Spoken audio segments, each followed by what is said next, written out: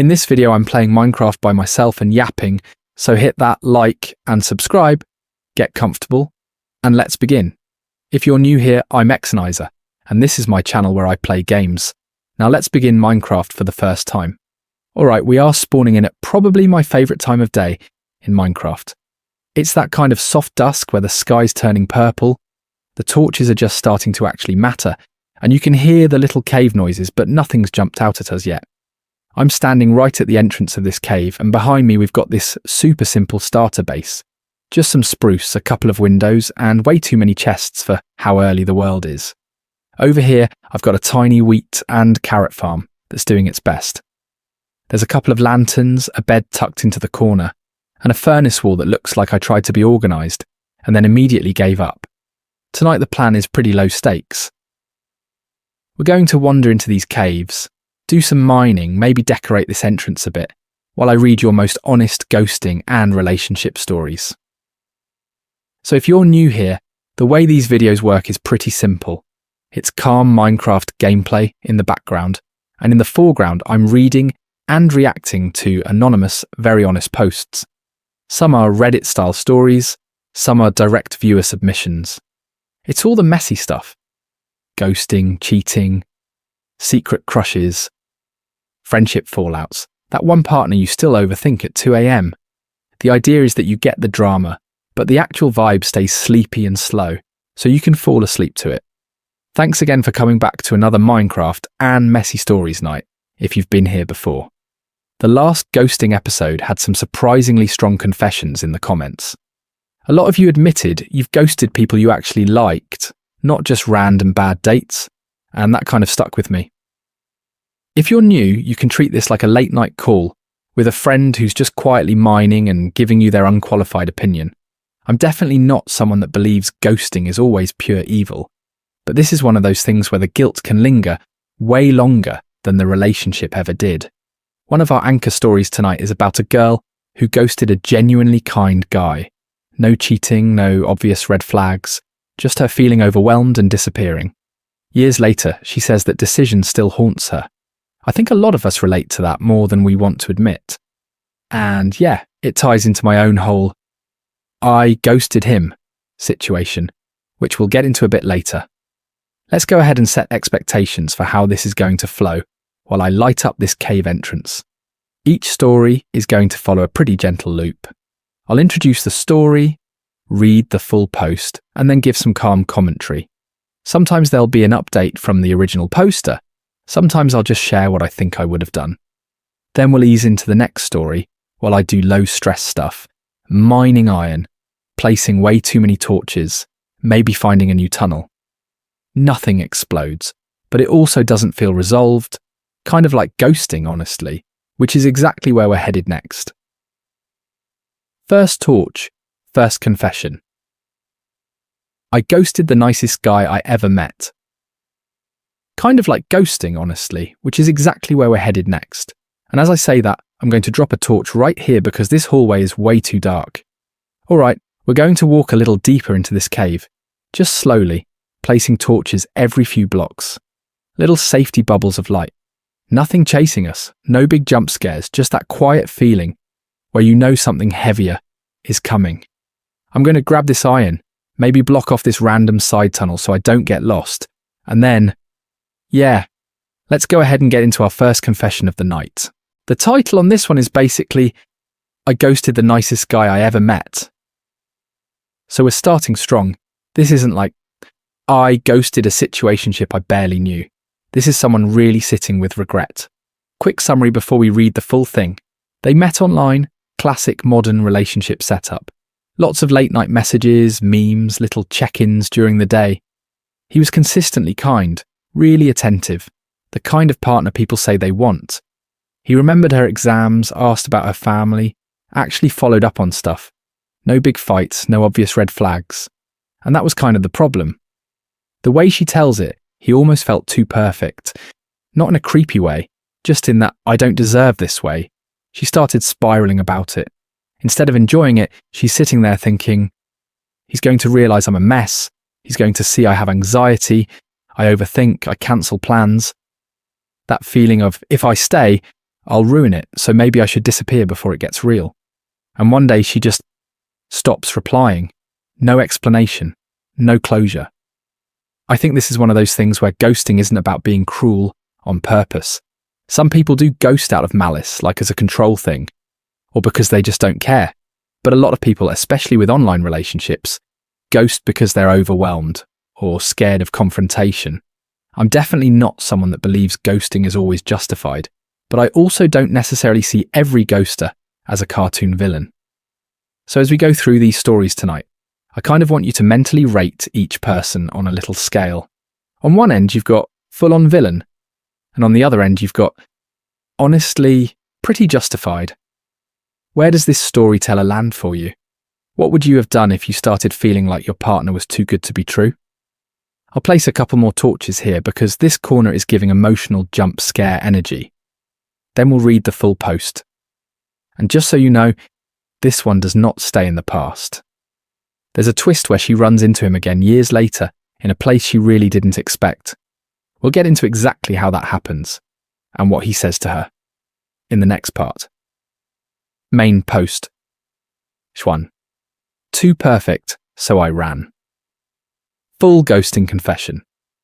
All right, let's go ahead and get into her post. I'm going to keep digging out this little tunnel while we read, just something kind of calm in the background. I'm 24 now, but this story starts when I was 20. I met him on a dating app during lockdown, when everything felt lonely and weird and a little unreal. We matched on a Tuesday, and I remember because I was literally eating cereal for dinner in my childhood bedroom, feeling like a complete failure. He opened with a dumb joke about my bio, and it should have been nothing, but we ended up talking that whole night. At first it was just casual stuff, memes, favourite games, what shows we were binging, but after a couple of weeks it kind of shifted.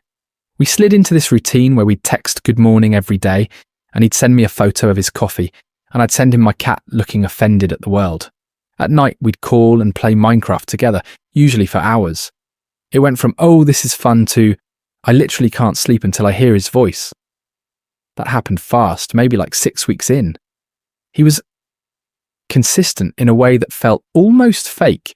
If I said I had a test, he'd remember and text me right before, and then again after to ask how it went. When I mentioned a random snack I liked, it just showed up in a photo later because he'd gone out and bought it. He never raised his voice, never disappeared, never made me guess how he felt. I don't necessarily believe in soulmates, but it felt like the universe accidentally sent me someone meant for a better version of me. That's where the problem started. The more he showed up, the more I felt like a glitch in his story. He was stable, had a job, close with his family. I was living at home, dropping classes, lying to my parents about how fine I was. When he started talking about visiting my city, meeting my friends, maybe making it official, I felt this pressure building in my chest. I wanted it, but I was terrified of being seen without the filter of late-night calls. The day I ghosted him wasn't dramatic. It was a Wednesday. He sent a good morning text with a picture of his dog in a tiny sweater. I saw it, smiled, and told myself I'd answer after my shower. I didn't. Then he messaged again at lunch, just a, hey, everything okay? I watched the notification pop up, felt my stomach drop, and put my phone face down. That became the pattern. He texted every day for weeks, long messages at first, then shorter ones. A meme, miss you. Finally just, I hope you're all right. I built this whole wall of excuses in my head. I was too depressed. I was protecting him from my mess. He'd move on faster without a breakup conversation. I'm definitely not someone that believes ghosting is kind, but I used every rationalization I could to avoid admitting I was just scared. The guilt didn't explode, but it also didn't fade. It just sat there, like an unread message I carried around for years. Fast forward to now. I'm in a better place, different city, different job. I'm scrolling through Instagram during my lunch break, and his face pops up in a coworker's story. They're at the same backyard barbecue. He looks older, happy, standing next to a woman and a little kid, who I'm assuming is his. My heart did that weird drop and then level out. I think I expected to feel jealous. Instead, I just felt small. That night, I opened our old chat for the first time since I disappeared. The last message from him was still there, unread, saying, "If you ever need anything, I'm here." I typed out this long apology. I explained everything. The depression, the fear, how unreal he felt to me. I didn't send it. I just stared at it until my phone went dark and the words vanished. I tell myself he's better off. He clearly moved on. Probably barely remembers me. But I still think about the version of me who could have answered that dog in a sweater text instead of running. Was I the villain for just vanishing on someone who never did anything wrong? Or was I just a scared, messed up 20-year-old doing the only thing I knew how to do at the time? This is one of those things where the too perfect partner kind of shines a light on your own stuff. We'll talk about that and what I think about her not sending that apology in the next part. I'm also going to surface here before I get lost in this tunnel forever. Soft take. Trigger 1. Was ghosting him really that cruel? Alright, so was ghosting him really that cruel? I think the honest answer is yes, it was hurtful, but it wasn't cartoon villain cruel. It came from fear and that really deep, I'm not worth this place, not from wanting to watch him suffer. That doesn't magically make it okay. He still sat there texting into the void for months, wondering what he did wrong. His brain didn't go, "Oh, she probably has unresolved self-worth issues." It went, "She disappeared. I must be the problem." The intent was scared, not evil, but the impact still lands like rejection. Both of those things can be true at the same time.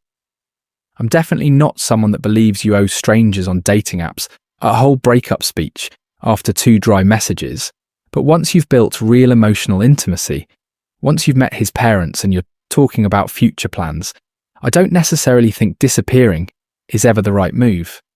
At that point, even a short, awkward message like, "Hey, I'm overwhelmed and I can't keep doing this, I'm sorry," is kinder than radio silence. It feels terrifying in the moment. Your stomach drops, your thumbs freeze, you start drafting and deleting the same sentence 10 times. But that 30 seconds of discomfort can save someone months of confusion. And honestly, it usually saves you months of late-night guilt, replaying the story while you're like placing Minecraft torches in a tunnel and trying not to think about his last text.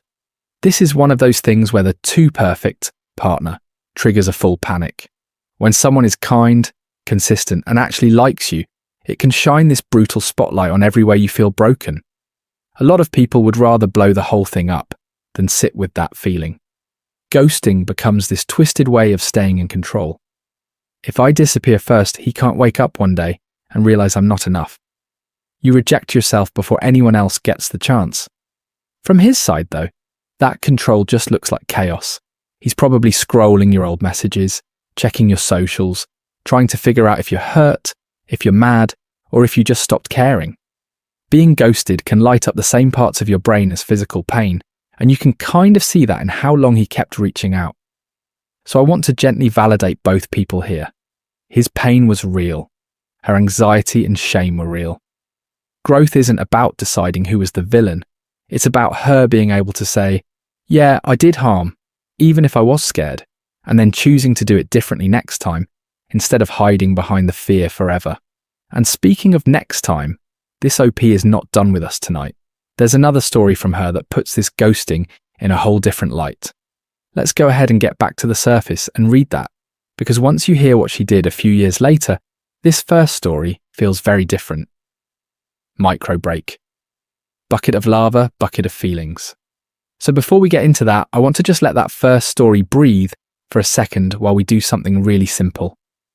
Alright, we're back on the surface and I'm going to grab a water bucket because I have a feeling we're about to run into way more lava than I'm emotionally prepared for. Let's go ahead and head back down into this cave. The sound kind of shifts as we go under. You can hear the footsteps get softer, that little echo. We've got the quiet drip of water, a bat somewhere being annoying, and then that really low lava rumble in the distance. I'm just going to follow this tunnel and see where it takes us. No big goals, just walking and listening for a second. Okay, lava pool right away. Of course, I'm going to stand here for a second and just look at it. The glow is actually kind of pretty. It's got that slow pulsing light on the stone, and you can hear it bubbling. We're not going in that. I'm just going to place the water right here. Let it spread. That little hiss when it hits the lava is weirdly satisfying. It's like the game is exhaling for us. We'll pick the water back up, and I'm going to carefully edge along this side. That's a little too close for comfort, so I'm just going to blot this off. 1, 2, 3 cobblestone. Nothing fancy. This is one of those things where you don't need to be a hero, you just need to not fall in. It's not dramatic, but it keeps you alive. There's some obsidian down here now, which is nice. I don't necessarily need a full stack yet, but I'll grab a couple pieces while we're here. The mining sound slows everything down. It's that steady tap, tap, tap, and then the little pop when it finally breaks. You can probably hear the rhythm if you're trying to fall asleep to this. I think I'm going to ignore that side tunnel for now. It looks like it goes on forever, and I kind of just want to clear this one little area. We've got some iron tucked in the wall, a bit of coal up above, nothing wild, just the basic stuff that quietly makes your life easier later. I'm definitely not someone that believes every cave has to end in diamonds for it to be worth it. Let's grab this last vein and then probably head back to smelt. Do we risk one more corner? Actually, no. Pattern interrupt. We're going to be responsible for once. We'll turn around, follow the torches back, listen to the footsteps get a little brighter as we go up. Thanks again for hanging out in this slower part. Once we get these ores cooking, we're going to read that next story. And that one gets a bit messier. It's ghosting, a group chat, and a reveal that might change how you feel about who the real villain actually is. Story intro. 2. She thought she was the villain. Until the group chat. Alright, ores are smelting, inventory is kind of sorted, and I think we're ready to head back down. I lit up this little side corridor earlier and didn't go into it, so let's go ahead and walk through here while we get into the next one. It's that perfect mix of cozy and a little unsettling. You've got the soft torchlight, but it just disappears into this dark hallway that we have not explored yet. This story kind of feels like that. On the surface, it's simple. Girl ghosts guy, feels awful, carries that guilt around for months, but the deeper you go, the more you realise she was walking past a lot of little red flags she couldn't quite name at the time. She thought she was the villain of her own breakup story, until one random night and one group chat absolutely flipped the script on who was actually being shady. So the core question here is, what do you do when you've already decided you are the bad person, and then you get proof that maybe you are actually protecting yourself the whole time? Our storyteller met this guy through online dating, so it started in that world where ghosting is, unfortunately, pretty common. They messaged, they clicked, they moved to daily texts, late night calls, all of that. She didn't disappear because he was boring or rude. She disappeared because something in her body just would not relax around him, even when the conversations were technically fine. I'm definitely not someone that believes every uneasy feeling is some magical intuition, but this is one of those things where she could not point to one big thing he did wrong. It was more like a pattern of little comments, small boundary pushes, and this emotional pressure that never fully let up. Nothing exploded. But it also didn't feel safe. She ghosted, felt horrible about it, and honestly tried to become a better communicator after that because the guilt stuck with her. Then months later, she ends up seeing screenshots from his group chat, not because she went snooping, but because of a mutual friend and one of those "you need to see this" moments. And this is where the emotional manipulation and the secret behaviour come in. The way he talked to her directly was all softness and "I respect you" language. The way he talked about her to his friends, completely different person. It's that weird thing where someone's real self only shows up when they think you're not in the room. This story touches on so much. Online dating, the permanence of screenshots, and how we sometimes only get the full picture of a partner through those accidental behind-the-scenes moments. The full post walks through the original, ghosting, the late-night overthinking, and then the group chat reveal that made her reframe everything. I'm not going to spoil exactly what those messages said yet, but it's the kind of update that might make you rethink whether ghosting is always the cruel option or sometimes the quiet way your brain pulls you out of danger. All right, let's head a little deeper into this cave and read it from her perspective. Main post. Ghosted, then exposed by the group chat. All right, this one starts pretty soft, which I think is what makes the ending feel so weird in her head. She says she met him on a dating app during one of those "I'm bored and lonely but also scared of people" nights. His profile was kind of basic, but in a safe way. Pictures with his dog, a hiking photo, one with his niece. Their first date was just coffee at a busy cafe, and she mentions feeling surprisingly relaxed. He listened. He asked follow-up questions. He didn't make any weird comments about her body or her past relationships. In one-on-one conversations, he came across as really respectful and emotionally mature, the kind of partner you tell your friends, "No, this one actually seems normal." They did a few more dates, trivia night with his friends where he made sure she got home safe, a movie at her place where he checked in before even putting his arm around her. She writes that she hadn't felt that comfortable with a guy in a long time, and she was almost waiting for the catch. Nothing exploded, but it also didn't feel resolved. The discomfort didn't show up as one big thing. It was like a slow build of tiny off notes. He'd make jokes about her being high maintenance because she liked her nails done, then say he was kidding when she went quiet. He'd neg her a little like, "Boy, you're not like other girls on the app. You actually seem smart," which is a compliment on paper but kind of an insult to every other woman. There was a pattern of him pushing boundaries just a bit, staying later than she hinted she wanted, making a mildly sexual comment after she'd said she wanted to take things slow. Nothing she could point to as a deal breaker, but that uneasy feeling never really went away. The ghosting decision came after one specific night. They were on her couch, and he started pushing for things to go further physically. She reminded him she wasn't ready. He laughed and said, "You know, most girls say that, but they don't actually mean it." That line just froze her. She pulled back. He acted annoyed, then tried to smooth it over. But the vibe was gone. She texted him a short, "Made it to bed, good night." After he left, and then nothing.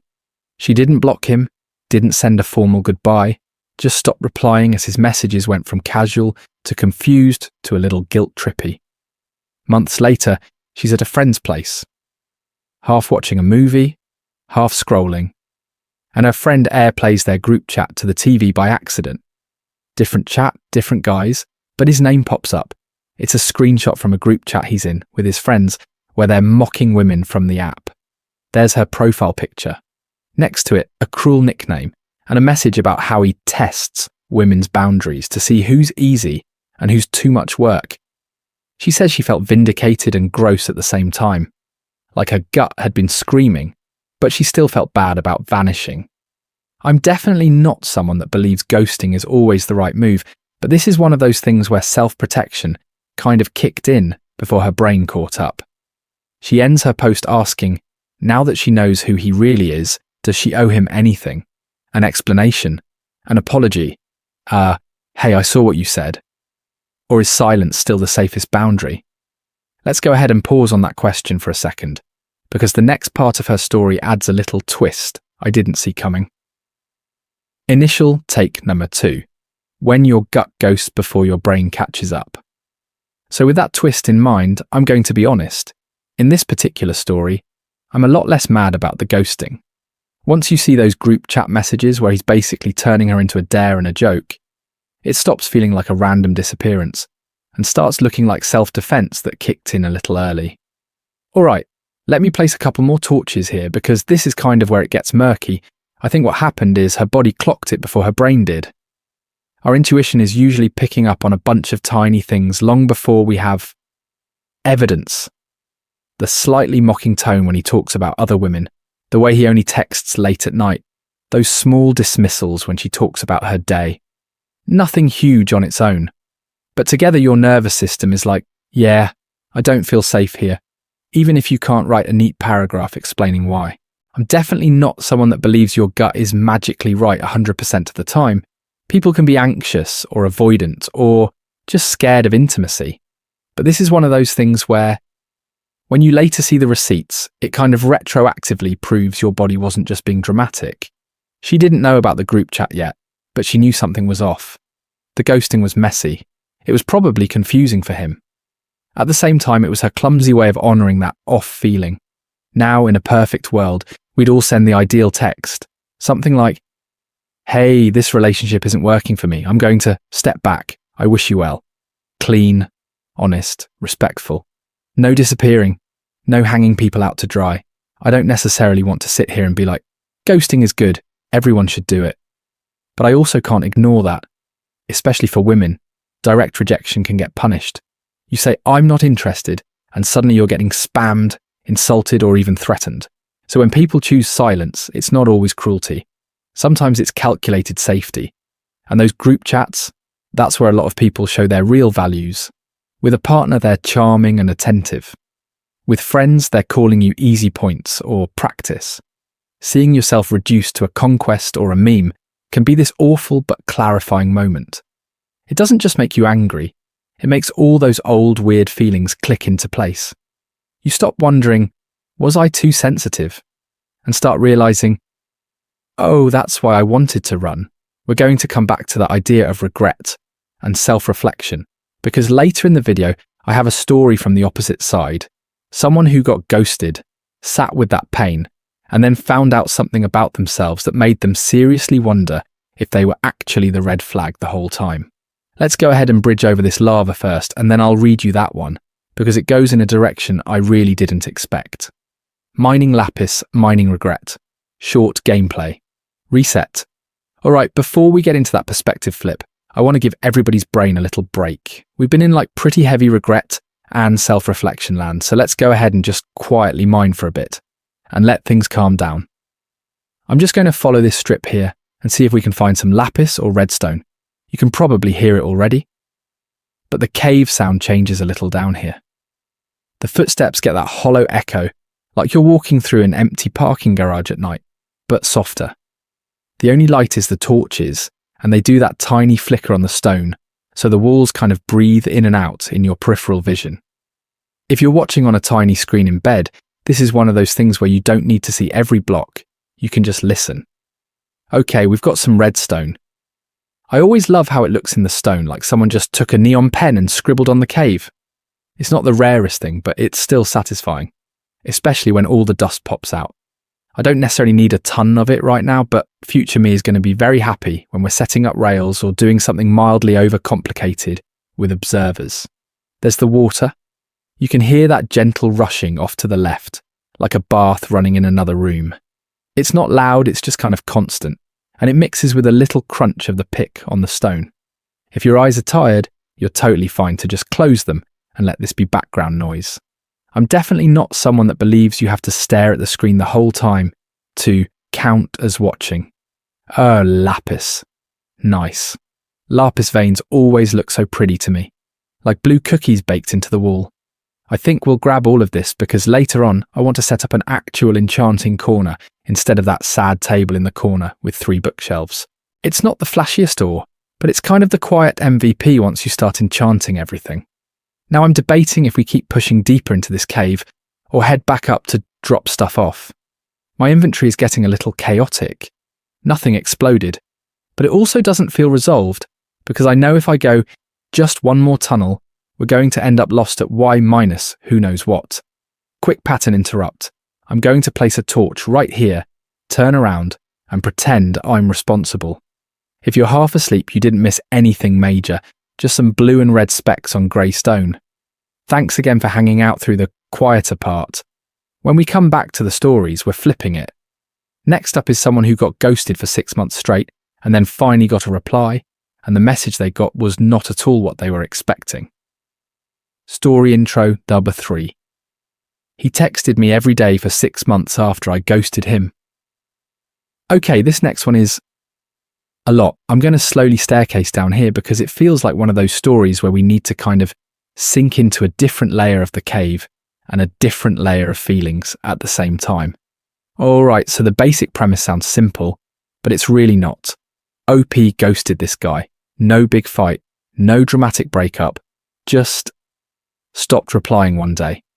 And instead of doing what most people do, which is kind of take the hint and drift off, he texted her every single day for 6 months. Not in a scary, I'm outside your house way, but in this really consistent, painfully hopeful way that she tried really hard to ignore.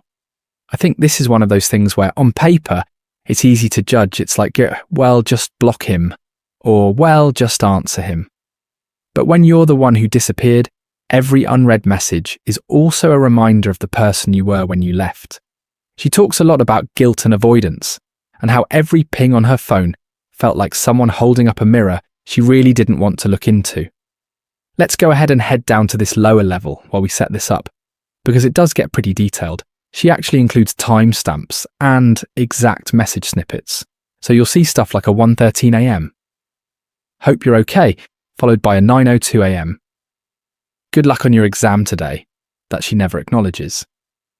Same day, 2 completely different moods. For him, it's reaching out, trying to keep the relationship alive. For her, it's another moment of staring at the screen, feeling her stomach drop, and then locking the phone.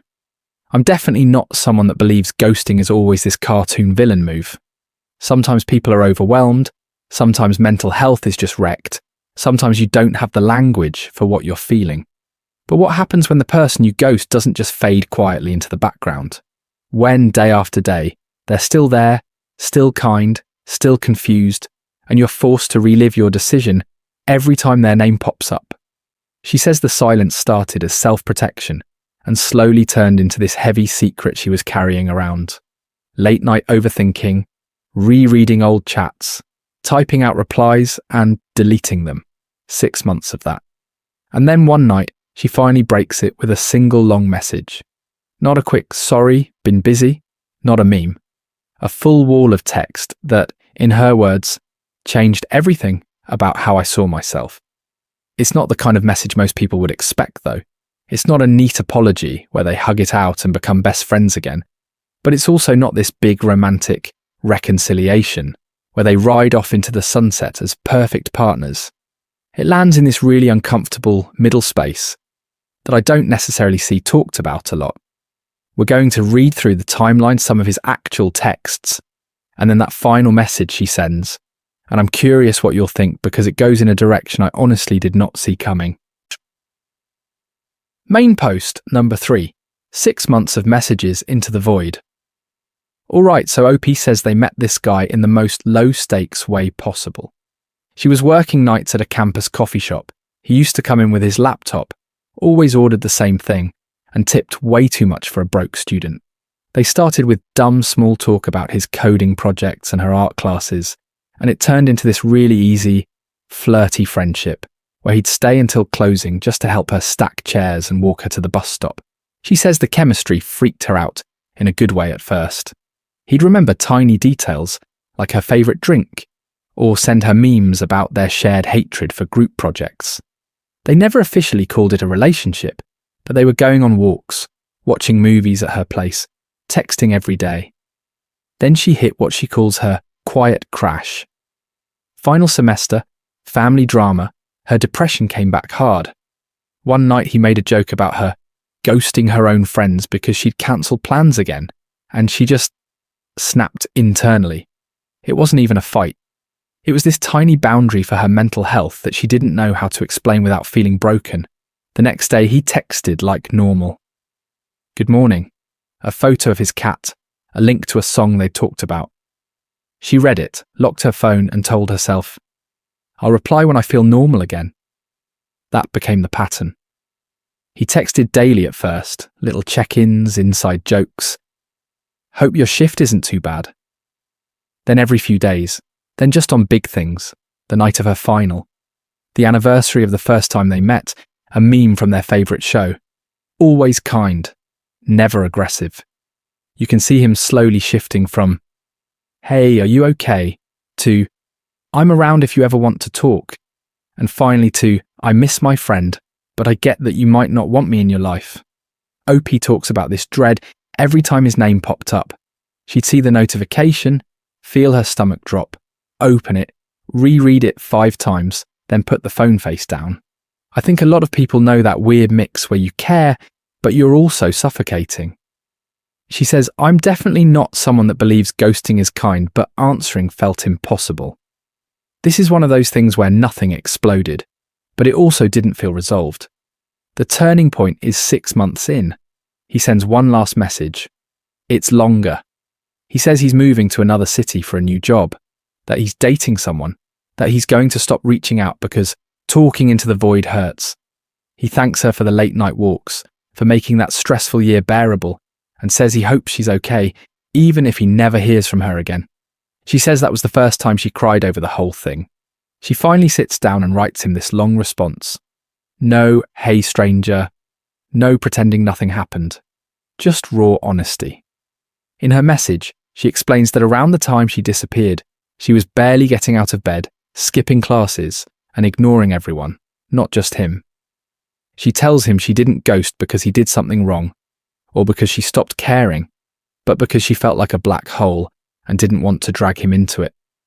She takes responsibility for not communicating, says she knows 6 months of silence is incredibly hurtful, and that he had every right to be angry or never respond. She also makes it really clear she's not reaching out to restart the relationship or to compete with his new partner.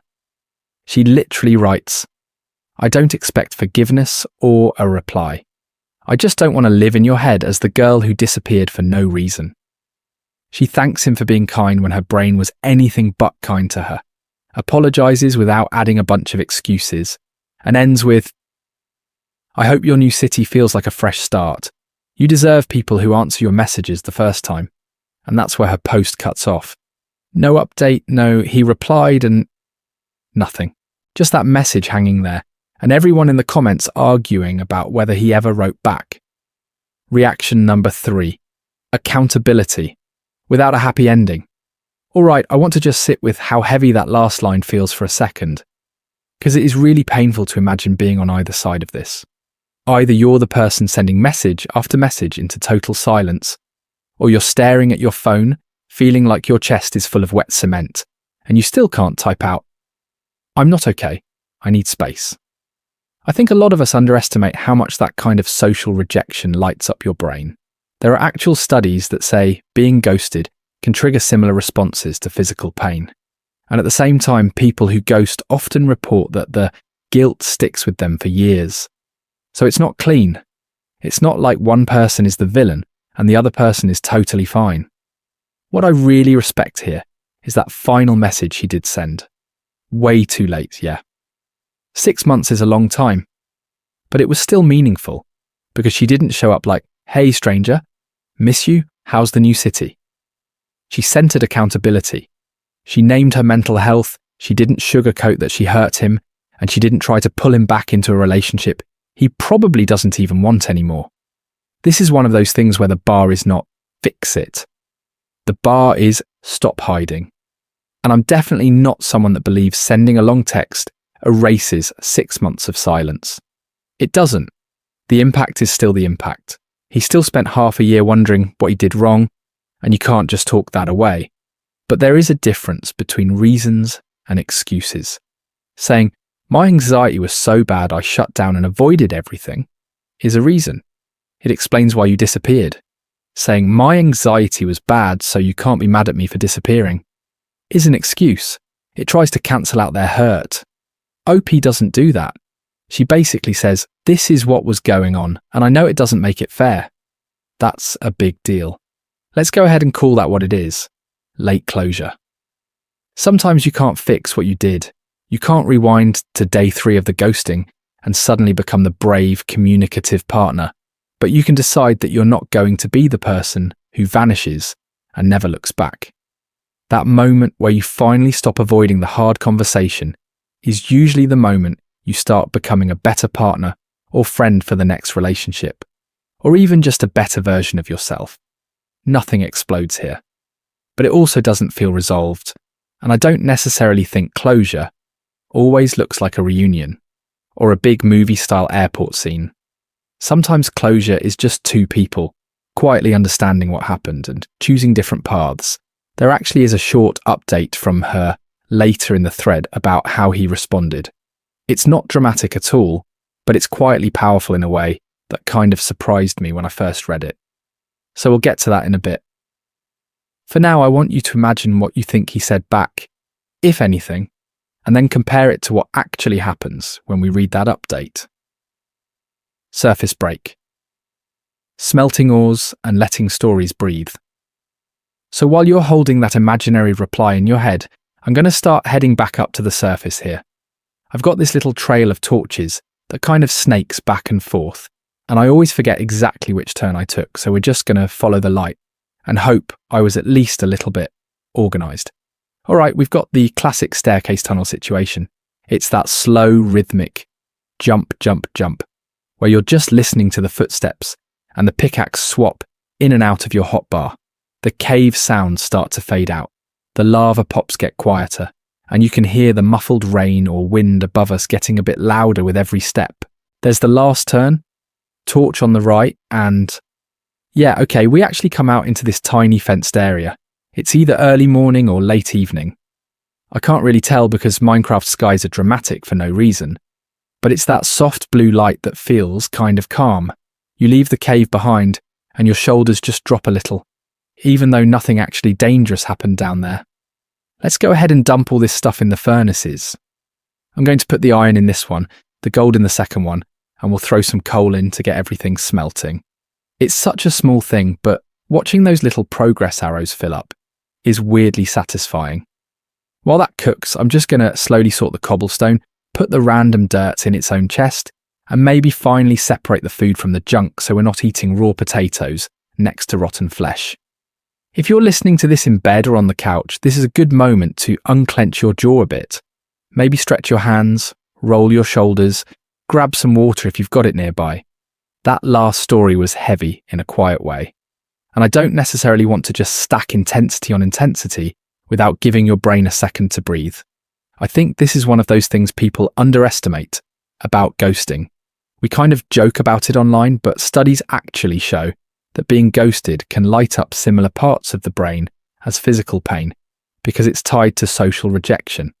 So if you're still thinking about someone you ghosted or someone who disappeared on you years later, that's not you being dramatic.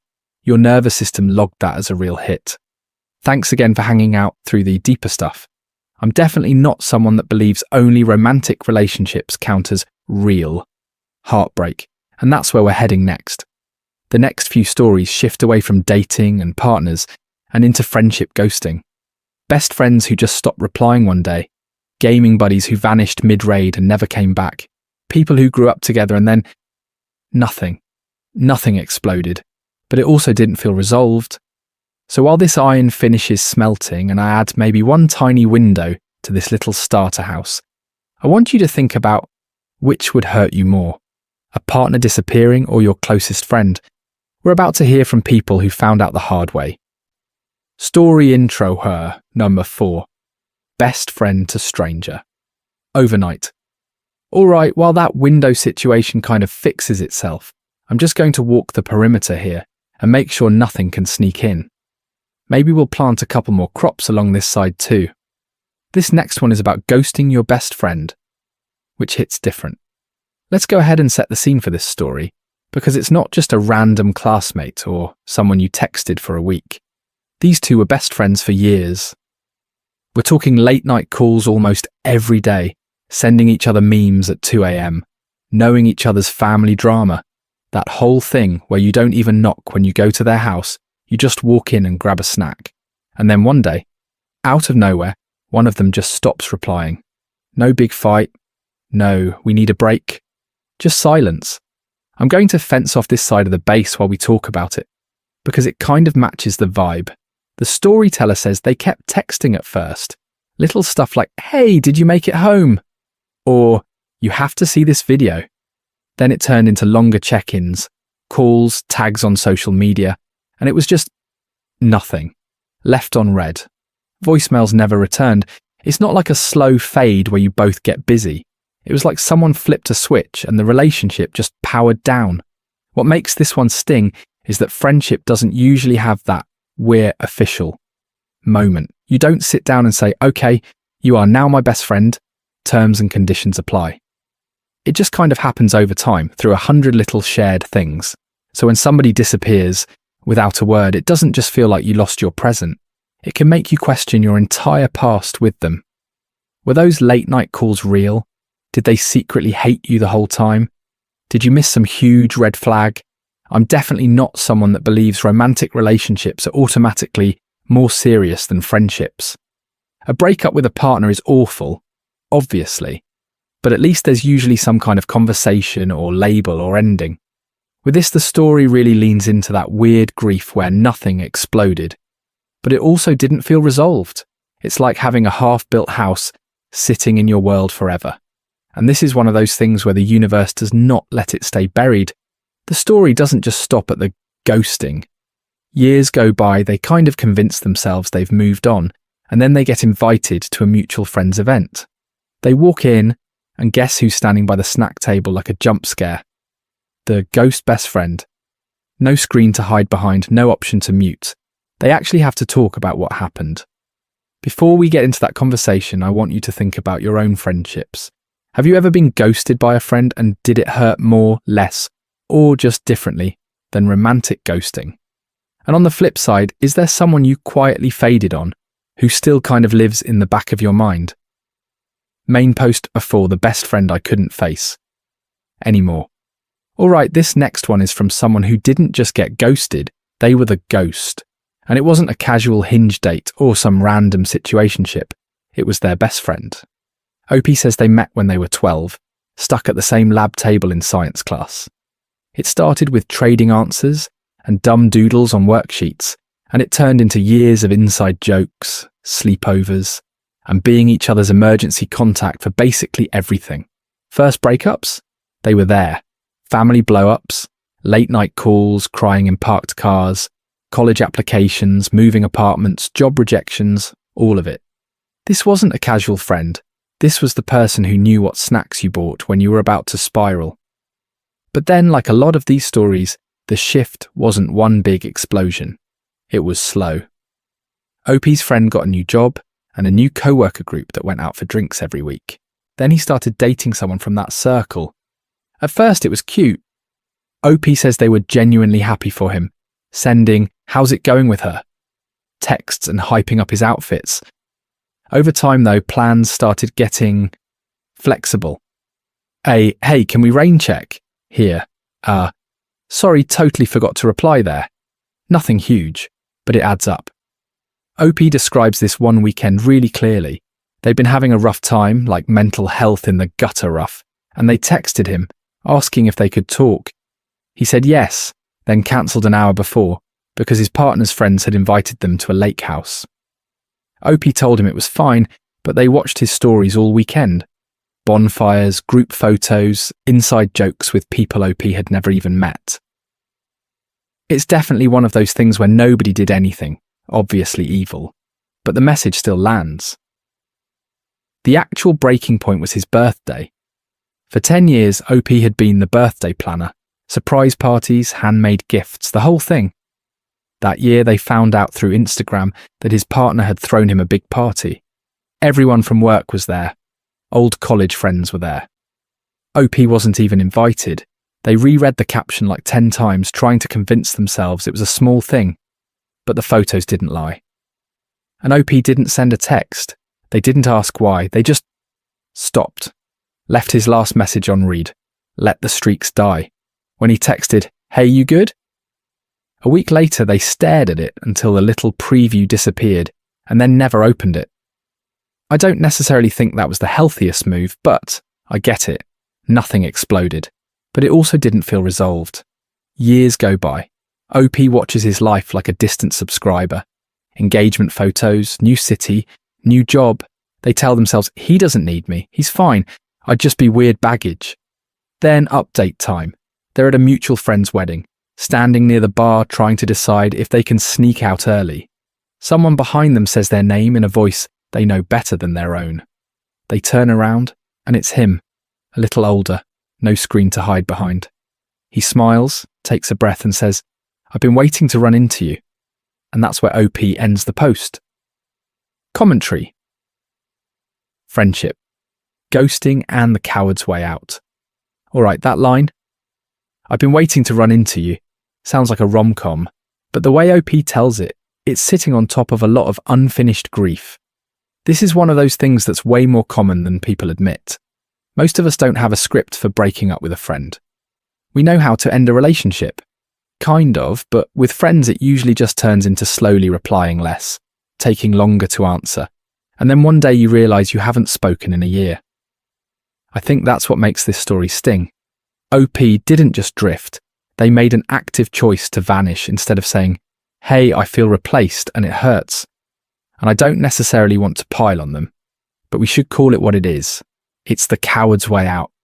Not because they're a terrible person, but because silence is easier in the moment than sitting across from someone you love and watching their face fall while you explain why you're pulling back. Ghosting like that creates this weird kind of grief with no funeral. Nothing exploded. But it also didn't feel resolved. The friendship doesn't get a clear, "this is why it ended" moment. So both people are stuck replaying the last few months, trying to find the exact message where it went wrong. You're left with a bunch of, "What if I'd answered that text?" and "What if I hadn't cancelled that hangout?" That can drag on for years, and OP doesn't just disappear. They keep watching him from afar. They're checking his socials, seeing the new friend group, the new partner, the trips, the wedding photos. Let's go ahead and be honest. That keeps the wound open. You're not in the relationship anymore, but you're still emotionally subscribed to the premium feed.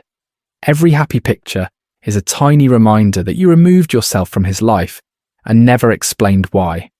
On his side, if he ever noticed the quiet unfollow or the unanswered messages that can mess with your head in a different way. Studies talk about how social rejection lights up the same pain pathways as physical pain, and being ghosted by a close friend is like that but stretched out. No big fight, just absence. You start wondering if you missed some huge character flaw in yourself that everyone else can see. I'm definitely not someone that believes ghosting is always pure evil. Sometimes people are overwhelmed, or it's a safety thing, or the other person refuses to hear no. But in a situation like this, where it was a deep, important friendship, you can feel OP knows they took the easy door. That guilt is all over the way they write. And that's why this wedding bar moment is so interesting. OP thinks they're the one who did the ghosting. But when they actually talk, what he says about those last few months might flip that whole narrative on its head. We do get an update on that conversation a little later, because what if he was the one who emotionally checked out first, and she was just the one who disappeared?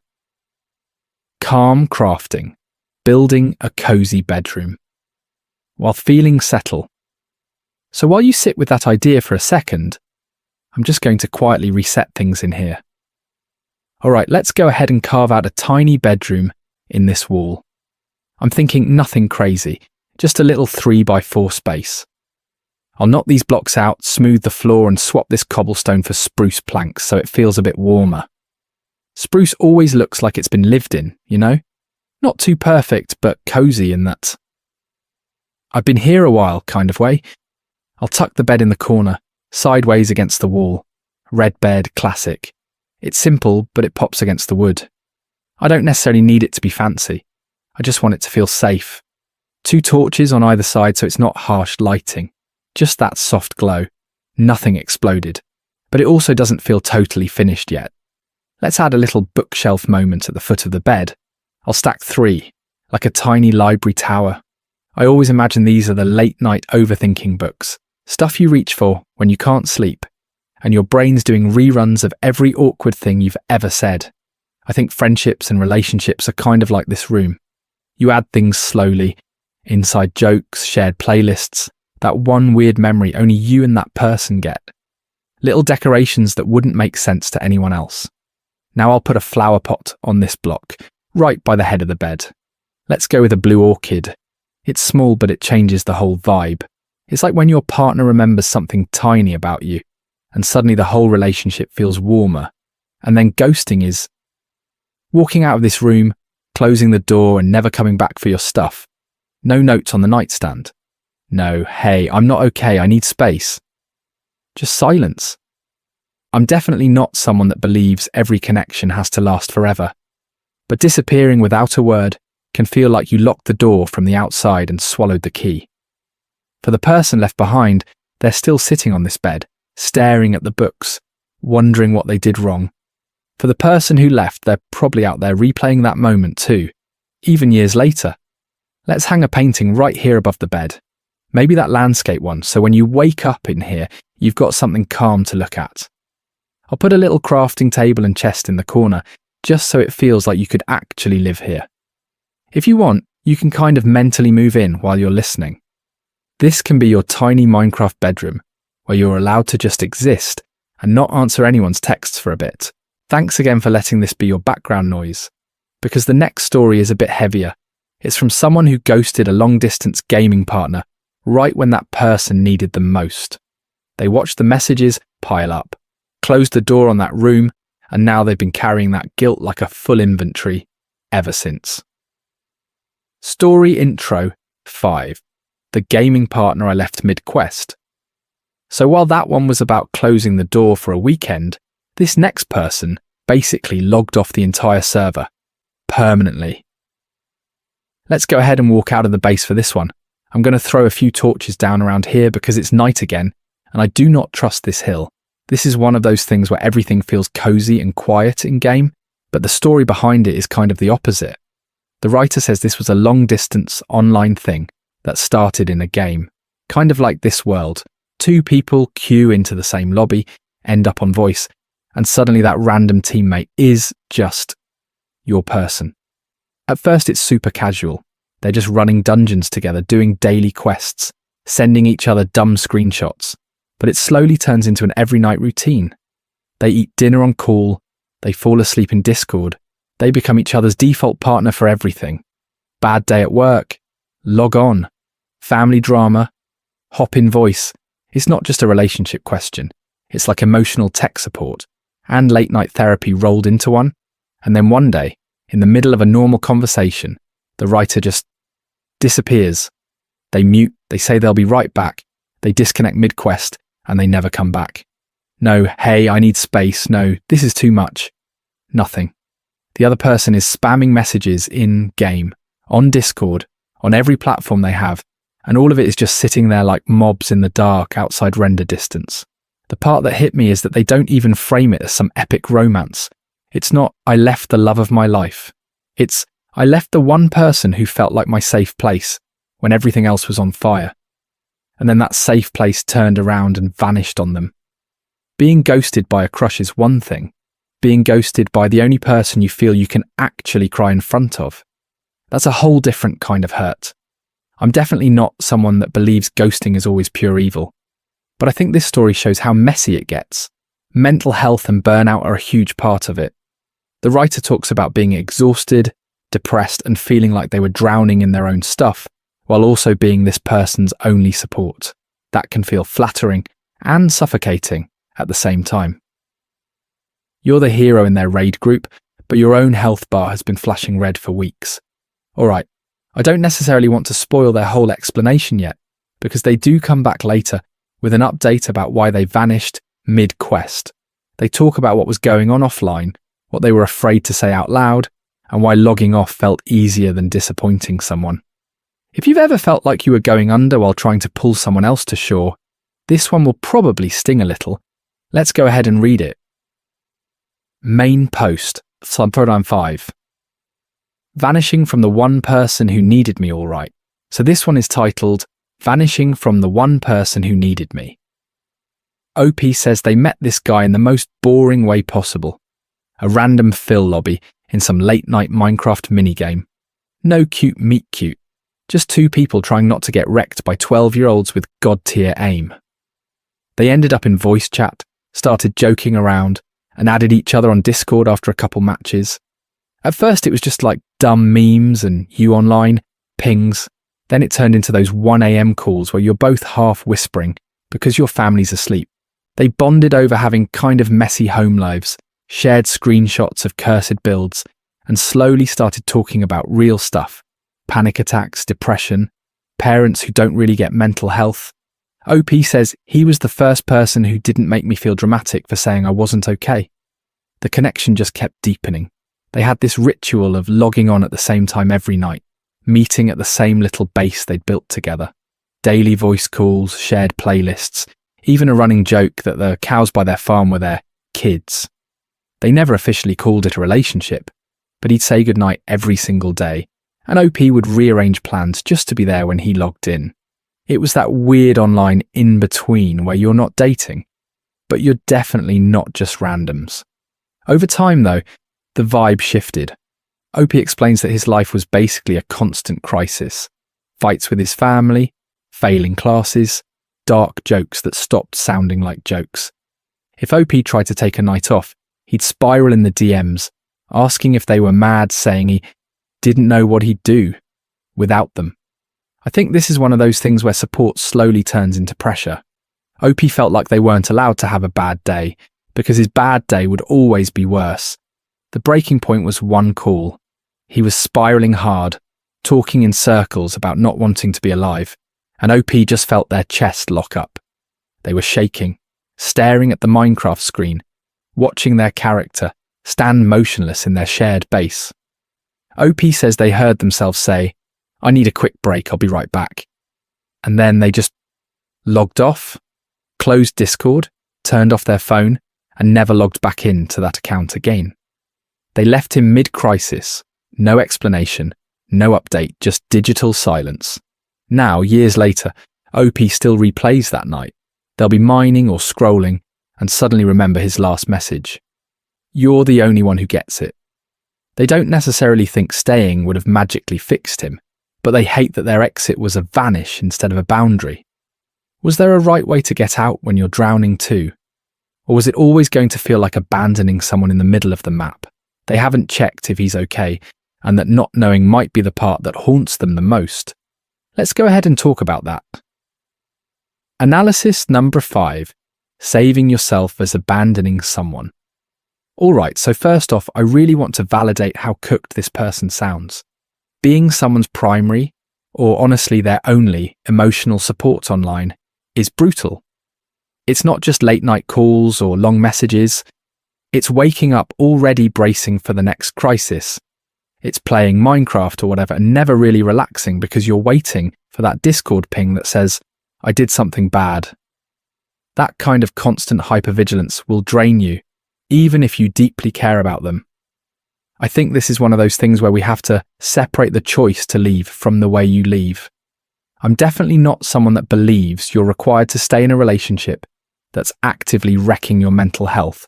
Sometimes stepping back is the only way you don't go down with them. But disappearing mid-crisis with no follow-up at all is where it starts to feel less like self-preservation and more like abandonment. It's not that you left, it's that you left in the middle of the storm and then turned your phone off. At the same time, this wasn't a one-player map. The partner had responsibility here too. They were putting everything on OP, not reaching out to professionals, not looping in family, not even trying to spread the weight across multiple friends. That's a lot of pressure to dump on one person, especially in a long-distance gaming relationship that started as, we just queue ranked and talk about anime. Their lack of a wider support system doesn't make OP the villain, but it also doesn't erase how brutal that sudden silence feels when you're already in a spiral. If we zoom out a bit, I don't necessarily think OP needed a perfect, therapist-level speech. Even something short and messy could have changed the tone of this whole story. A message like, "I care about you, but I'm burning out and I'm not safe to be your only support right now.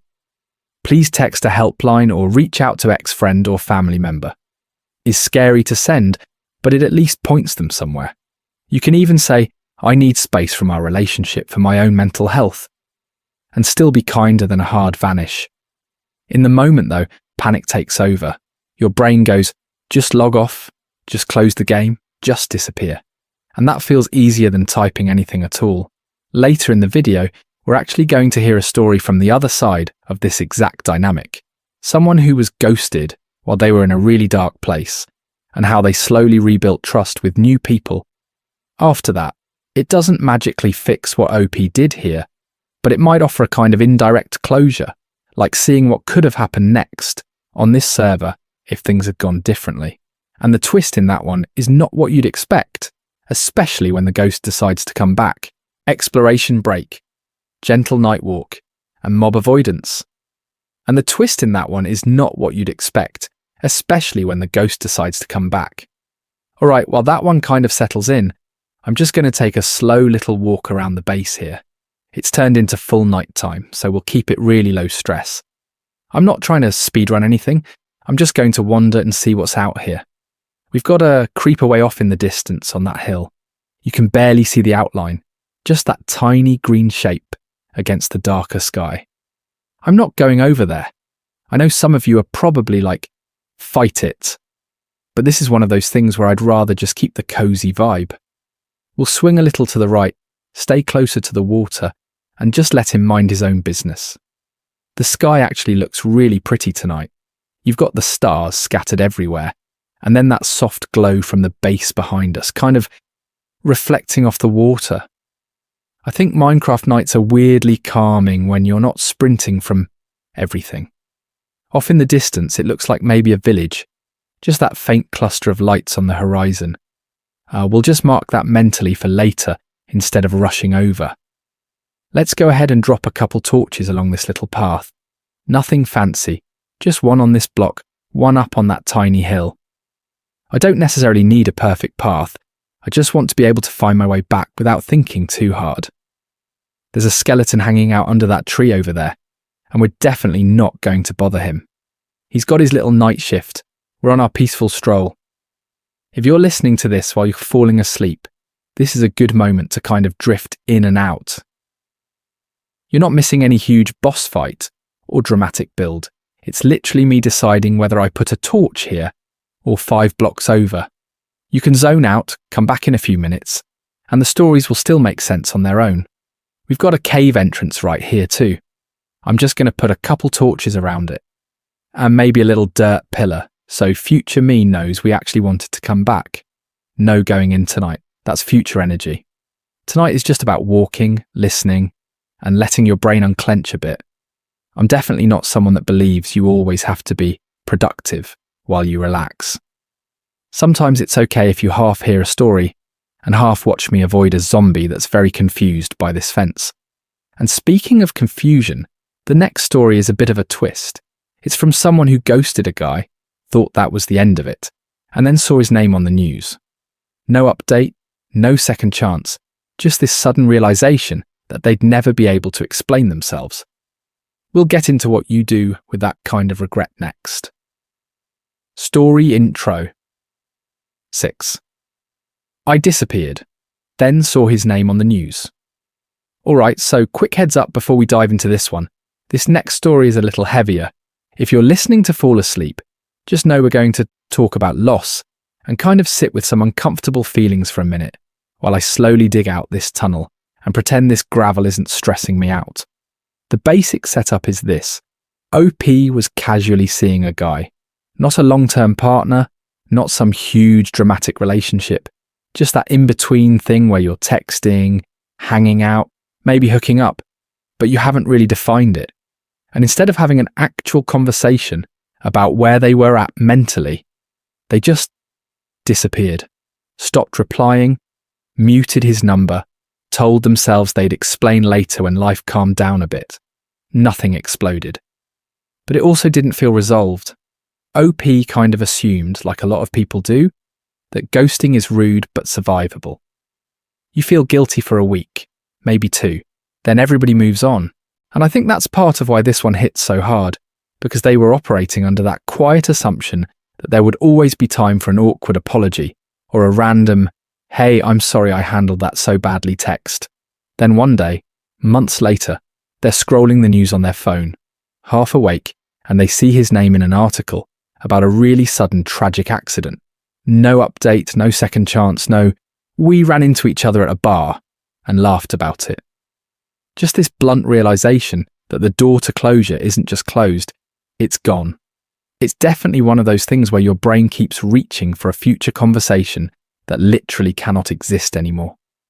This story is less about whether ghosting was technically justified and more about what you do with that kind of regret and grief. OP talks about that weird, complicated space of mourning someone you hurt without ever making it right. I'm definitely not someone that believes every relationship needs a neat, perfectly wrapped ending, But when that option is taken away completely, it hits a different part of your brain. They go into their reaction to the news, the way they tried to reach out to his friends. He even considered messaging a family member just to say, "Hey, I know I wasn't important, but I'm sorry." Is that helpful? Is it selfish? I don't necessarily have a clean answer, and OP doesn't either, which is kind of the point. So let's go ahead and move into this one gently. If you feel like this is too intense for right now, you can always skip ahead a bit and come back when you're in a better headspace. For anyone staying, we're going to read how OP processes this, what they do with that guilt, and whether they find any version of peace without the closure they thought they'd get someday. Main post number 6. The apology I'll never get to give. All right, this one is titled, The Apology I'll Never Get to Give. And yeah, that kind of tells you where we're going. OP says they met him through friends, and it was never officially a relationship. But it also wasn't nothing. They'd text every day, fall asleep on the phone, send each other dumb memes during work. He'd bring her coffee when she had exams. She'd help him edit his resume. It was that situationship space where you're both pretending it's casual, but you're also learning each other's coffee order and favourite childhood movie. She says, "We never had the talk, but I think we both knew it could turn into something real if one of us was brave enough." Then life kind of hits her all at once. New job, sick parent, money stress, plus this low-level panic about commitment. She doesn't necessarily want to break up, because they're not even officially together, but she feels trapped by the idea of anyone expecting anything from her. So instead of saying that, she starts replying slower. A few hours turns into a day, then a few days. He texts, "Hey, everything okay?" Then, "Did I do something?" Then just little check-ins with no pressure like, "Hope work's not killing you." She reads them. She doesn't answer. She tells herself she'll respond when she has the right words, when she's less tired, when she can explain that it's not him. This is one of those things where avoidance feels easier in the moment, and then suddenly it's been 3 weeks and you feel too guilty to break the silence. His last message is just, "I miss talking to you, but I get it." And she still says nothing. Months go by. She starts talking to other people, throws herself into work, kind of convinces herself it was just a fling. One night she's doom scrolling in bed and sees a local news article shared by a mutual friend. Car accident. 2 names in the headline. One of them is his. She says she stared at her phone for a full minute, waiting for it to be a different guy with the same name. It wasn't. Her brain does that thing where you reach for the familiar habit. She opens their old chat and starts typing, "Please tell me this is a joke," before remembering he can't answer. Then she's scrolling all the way up, rereading every conversation, watching their whole almost relationship like a movie. The last visible action in the thread is him talking into the void and her choosing silence. She finds the funeral details on Facebook. She doesn't go. She sits in her car outside the service and watches people hug his mum. She wants to walk up and say, "I cared about your son," but she feels like she forfeited that right. I'm definitely not someone that believes grief is only for official titles, but you can hear how small she feels in her own story.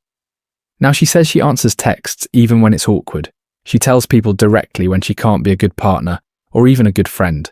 She can't fix what she did with him, but she lets that regret be the reason she doesn't disappear on anyone else again. There is a tiny update to how she's handling that now, so let's go ahead and read that part and see if she finds any kind of peace with it. Gentle take number 6. Grief, ghosting, and forgiving yourself. Slowly. All right, here's her little update. She says she still thinks about him almost every night before she falls asleep. Not in a romantic way, but in that heavy, stomach drop way where your brain just replays the one moment you wish you could redo. That's such an intense thing to carry. When someone's gone, your last choices with them get really loud. You don't remember every conversation, but you definitely remember the unanswered text, or the left on read, or the time you said, "I'll reply later," and never did. I think a lot of people who've lost someone end up stuck in that mental loop of, if I had just handled that one thing differently, but I'm definitely not someone that believes her ghosting caused what happened to him. Those are 2 different timelines. His death is its own tragic event. Her decision to disappear changed the emotional story she has to live with, not the actual outcome of his life. And that distinction matters, even if your brain keeps trying to mash them together. This is one of those things where grief gets really complicated. You're not just mourning the person, you're mourning the version of yourself you wish they got. There's love in there, but also shame and self-blame, and it all kind of knots together. Nothing exploded, but it also didn't feel resolved. She says she started writing him letters she'll never send, just on her phone, in her notes app, usually at 2 a.m. She tells him what's happening in her life, apologizes again, and sometimes just writes, "I miss the way you made everything feel lighter." It sounds small, but giving those feelings a place to go can be really grounding. Some people do it in a journal, some people do it in therapy, some people plant a tree. It's all the same instinct. I need this pain to turn into something. Let's go ahead and place a couple of lanterns in this cave while we talk about that.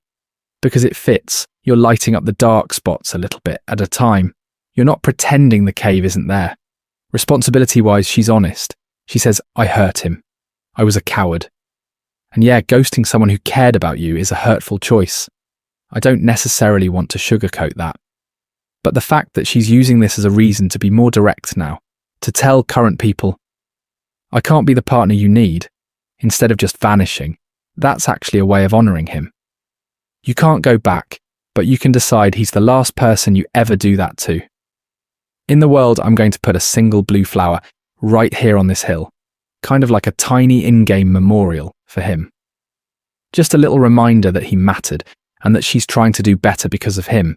And speaking of ghosting, the next story is about someone who was absolutely convinced they were the villain, until they saw what this guy was really like behind the scenes. Quiet build, making a memorial garden beside the base. Alright, before we jump into that group chat chaos, I kind of want to balance things out a bit. We've been sitting in some pretty heavy feelings, so let's go ahead and build something that's just soft, like a little reset button for your brain while you're listening. I'm going to tuck a small memorial garden right here beside the base, off to the side so it feels a bit tucked away. First thing, I'm just outlining it with a simple fence. Nothing fancy. Just oak all the way around so it feels contained and safe. You get that little click each time a piece goes down, and it's oddly satisfying. Click, step, click, step. It slows you down without you even trying. Inside the fence, I'll strip some logs and make a kind of frame for the path. Then I'll mix in dirt, coarse dirt, and a few pieces of gravel so it doesn't look too perfect. Real gardens are always a little bit messy. I don't necessarily want this to feel like a graveyard, more like that quiet corner of a park where you'd go sit and think for a while. Let's add flowers. I'm thinking white tulips along the back, then some lilacs on the side, and we'll scatter those blue flowers we used on the hill just through the middle. The colours together are really gentle. You've got the soft purple, the white, the blue, and the green of the grass tying it all in. Every time I place one, you get that tiny rustle sound. It's small, but your brain kind of latches onto it in a good way. In real life, people do this a lot. They plant a tree for someone, or put a little plaque on a bench, or make a candle altar in their room. It's just this really human thing to want a physical spot that says, "This mattered. They mattered." Even in a blocky game, that instinct shows up. We fence off an area, we decorate it, we give it a purpose. I'm going to build a little bench here with stairs on the sides and slabs in the middle, so it looks like something you could actually sit on. 2 oak stairs facing each other, slabs between them, and then trapdoors on the sides for armrests. It's simple, but it reads as a bench right away. You can almost feel what it would be like to sit here and just listen to the Minecraft music in the background. Lantern time. I'll hang one from a fence post at the corner, just high enough that it casts that warm circle of light. When it gets to dusk in the game, the sky goes that soft blue-grey, and the lantern glow looks extra cosy. It's not bright like torches everywhere, it's just this steady little light that makes the garden feel watched over. If you want, you can mentally dedicate this spot to someone. It could be a person you miss, a pet, or even a version of yourself you've kind of grown past. You don't have to type anything or share it with anyone. Just let your brain assign it quietly. This is one of those things where the meaning is more important than the build itself.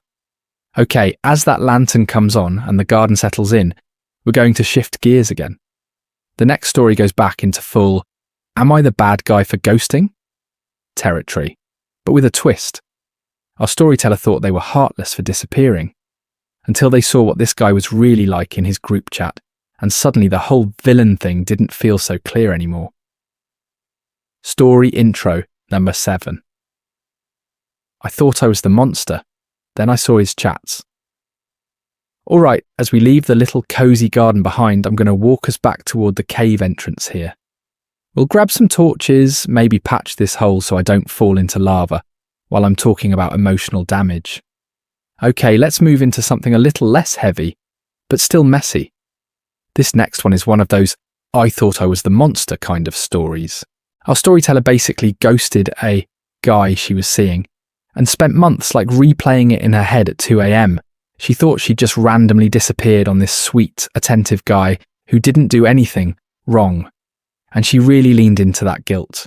You know that feeling where you're like, I probably ruined someone's faith in dating, and I'm the villain in their origin story now.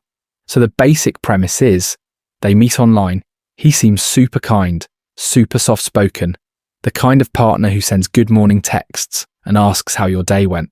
Nothing dramatic, no big fights, no cheating reveal. She just started feeling off, anxious every time his name popped up, and instead of having the hard conversation, she slowly pulled away and then fully ghosted. No breakup talk, no closure, just silence. She carries that for months.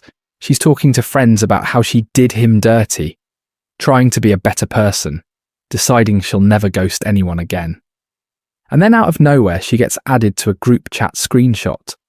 It's from a mutual friend who's like, hey, you might want to see how he was talking about you. And this is where the tone of the story kind of flips. In these screenshots, the same guy who was all gentle and understanding in their one-on-one texts is in the group chat calling her clingy, rating her looks out of 10, and joking about how he could do better once he was bored. There are specific messages about her job, her body, even her mental health, and the way he talks about her is pretty dehumanizing. It's not just venting, it's like she's a character in a game, not a person. I don't necessarily think ghosting is the ideal way to handle things, but this is one of those things that really pokes at the bigger question. Is ghosting always wrong, or does it sometimes accidentally protect you from people who never really saw you as a full human being in the first place? I'm definitely not someone that believes every awkward situation needs a perfectly mature exit, but when you see those chats, you kind of understand why her guilt starts to shift. As we head back down into the cave and start another mining run, I think this story is a good reminder that context changes everything.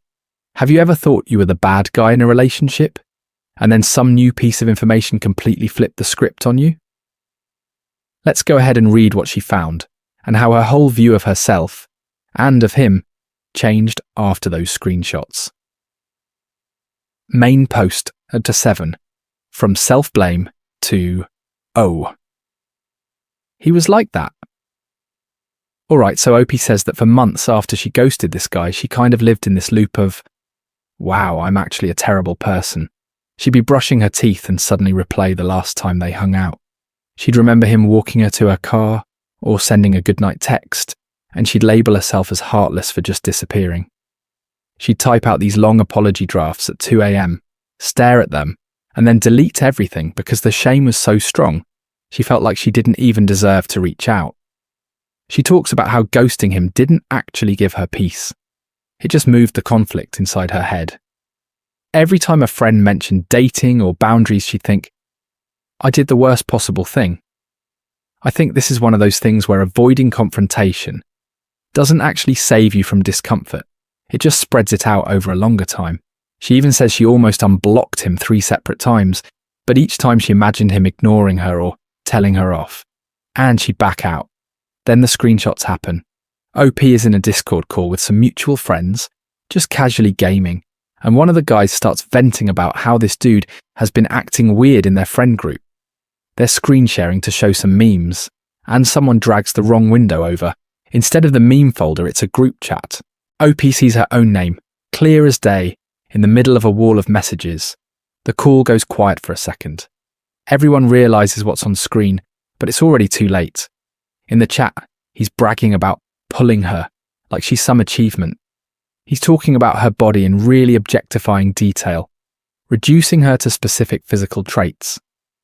He jokes about how easy it would be to juggle her and a couple of other girls because she seemed soft and clingy. He calls her emotional for wanting consistent texting, even though to her face he was always like, "No, I love how open you are." He's laughing about how he could probably ghost her first if he got bored. OP describes this really intense emotional whiplash. She goes from stomach-dropping guilt to this cold, shaky anger. It's not just, wow, he's trash. It's, I spent months torturing myself over hurting someone who didn't even see me as a person. I don't necessarily think anger fixes everything, but in this case it kind of snapped her out of that narrative that she was the sole villain. She realises she'd ignored the little red flags, like how he'd talk about his exes as crazy, or brag about dating app matches. By the end of the story, she says she doesn't feel that same crushing guilt about ghosting him. She's still sad, but it's more about not trusting her own discomfort sooner. She wishes she had just believed herself when something felt off instead of trying to be the cool, chill partner. I'm definitely not someone that believes ghosting is always the right move, but in this situation, with what she found out, do you think it was still wrong? As we keep mining here, let's go ahead and get into how she handled things after seeing those messages, because her reaction might not be what you'd expect. Reaction number 7. When new info retroactively justifies the ghost. So after she sees those screenshots, we're basically watching her go from, I am the villain of my own life, to, oh, he was never really who I thought he was. And that emotional whiplash is a lot. You spend months replaying every message you didn't send, feeling sick that you hurt this person. And then in 2 seconds, you find out they were casually dehumanizing you in a group chat. It doesn't make the guilt just disappear, but it definitely scrambles it. Alright, I want to be really clear here. Ghosting still wasn't the most mature way to leave. She could have said, hey, I'm not feeling this, and dipped. That would have been kinder and probably better for both of them long term. But this is one of those things where the new info doesn't erase the mistake. It just changes what you do with it. Once you know someone talks about you like you're an object, choosing not to re-engage stops looking like cruelty and starts looking like basic self-protection. I don't necessarily buy into the idea that any bad behaviour from the other person magically justifies anything you did. But I think context matters. She's not going back in time and high-fiving herself for ghosting. She's realising, oh, if I'd broken up properly, he probably would have used my vulnerability as more content for the group chat. That's a very different flavour of regret than, I hurt a perfect partner for no reason. Something that stands out to me is that even before the screenshots, she said she always felt a little off around him. Nothing she could point to, just that low-level stomach drop you get when someone's words and energy don't quite match. I'm definitely not someone that believes every anxious thought is a prophecy, but this story shows why it's worth trusting discomfort. Sometimes your body notices micro things your brain can't yet explain. And the social mask piece is huge. One-on-one, he's this thoughtful, attentive guy. In the group chat, he's calling her names, rating her body, turning private conversations into jokes. That kind of split can really make you question your own judgment later. You're like, Kamaya, how did I miss this? But a lot of people are very good at performing kindness in a relationship while saving their real opinions for the audience they want to impress. Let's go ahead and bridge this into where we're headed next, because we're about to leave the secret group chat twist category. The next few stories are ones where the storyteller is very clearly in the wrong. No surprise screenshots, no. Actually, he was trash the whole time. Update to bail them out. And we're starting with the one titled, I ghosted him, and he showed up at my job, which goes in a direction you're probably not expecting at all. Light interlude, expanding the bass and breathing between dramas. So before we jump into that one, I want to give our brains a second to breathe. Nothing explodes in this next minute. No one gets secretly married. We're just organising our little Minecraft life for a bit. Alright, Let's go ahead and carve out a tiny storage room off this hallway. I think right here is good because it's close enough to the main area that I'll actually use it, but not so close that it feels cramped. I'm just going to knock out this wall, maybe 5 blocks deep, and we'll keep the ceiling kind of low so it feels cozy instead of like a giant warehouse. I'm going to line this side with chests, and we'll do that very satisfying, boring but not boring thing of labelling everything. Cobblestone, wood, plants, random junk chest that I pretend is temporary, but absolutely is not. This is one of those things that looks unnecessary, but future us at 3 a.m, trying to find one piece of iron is going to be very grateful. While I'm doing this, I was reading earlier that ghosting is actually more common in relationships that start online, like through apps or games, which probably explains why so many of these stories are like, we met on Discord, or we played together every night for 6 months, and then someone just disappears. It's easier to vanish when you're already kind of pixels on a screen to each other. I don't necessarily think that makes it okay, but it does make a little more sense. When you never had that in-person rhythm, it probably feels less real to just stop answering. It's still a person on the other side though, which is what a lot of these stories kind of forget in the moment. Let's put a little window here above the chests, just a tiny one. I'm definitely not someone that believes every base needs to be beautiful, but I also don't want to feel like I'm doing taxes in a stone box every time I open a chest. We'll do 2 glass panes, maybe a flower pot under it later if I remember. Outside I want to add a tiny animal pen. Nothing wild, just a couple of cows and maybe some sheep, so we're not living off imaginary DoorDash forever. Fence here, gate here, and I'll put a slab roof on it so it doesn't look like a sad square. It's still a little ugly, but it's like charming ugly now. If you were here in this world, what kind of base would you build? Are you more of an underground bunker person, or like a giant castle, or a tree house tucked way up in the leaves? I always love seeing how different people solve the same little problems. So if you feel like typing, you can definitely drop your dream base idea in the comments. Alright, storage is labelled, animals are contained, roof is slightly less terrible. Thanks again for hanging out through the calm part. Let's go ahead and head back inside, because the next story is the one from the research that really stuck with me. I ghosted him 2 years ago, and yesterday he showed up at my job. Story intro 8. I ghosted him 2 years ago. Now he's at my job. Alright, let's go ahead and leave the chaos of the animals behind and walk over toward this little birch forest. Okay, this one sounds like a rom-com setup, but it's not exactly that.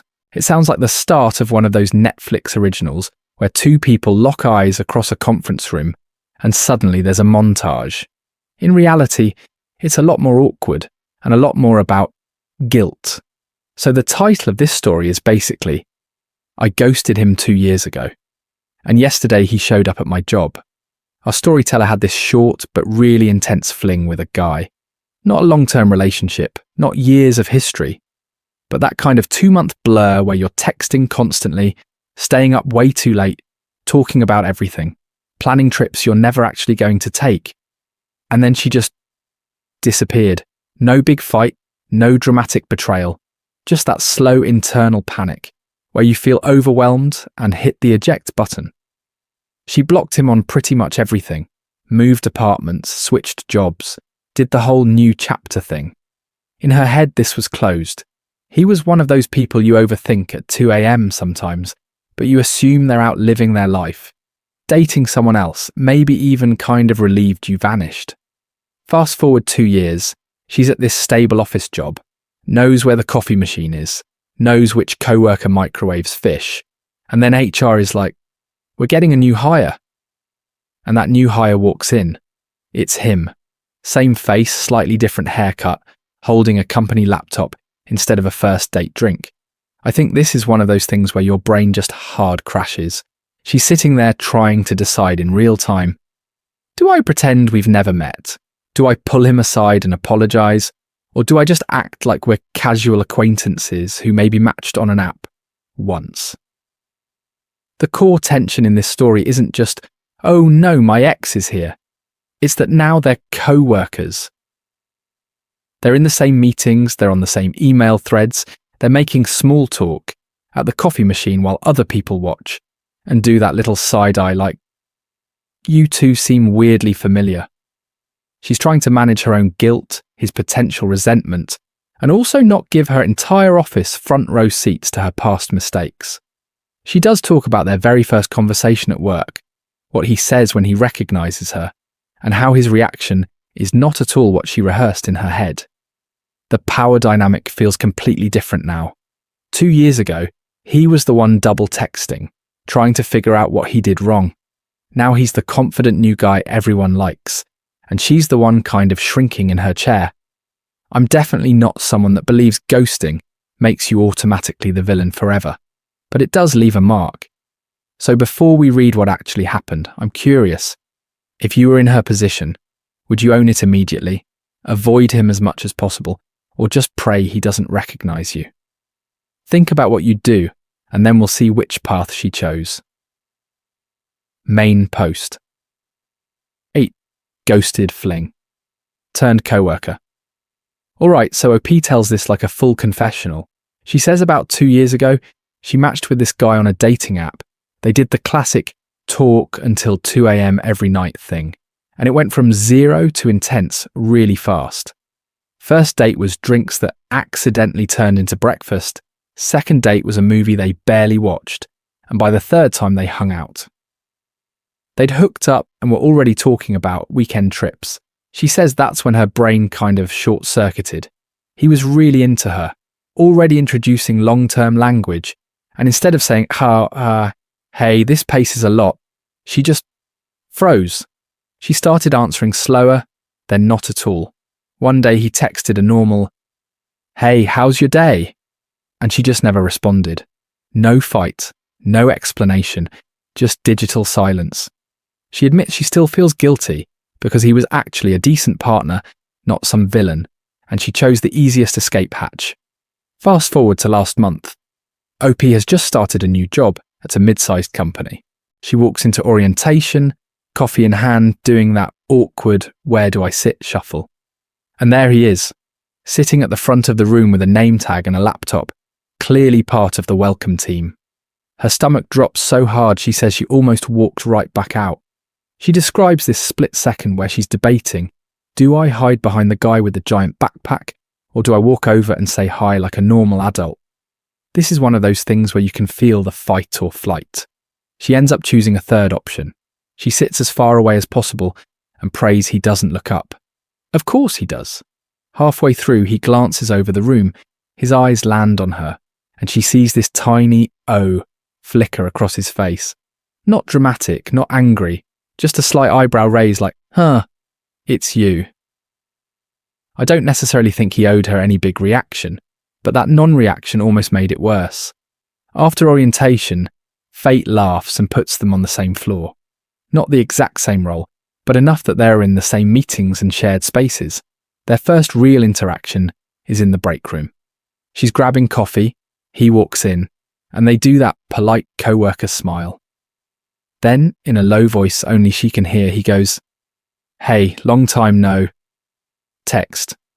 And then he just grabs his mug and walks out. From that point, she's hyper-aware of everything.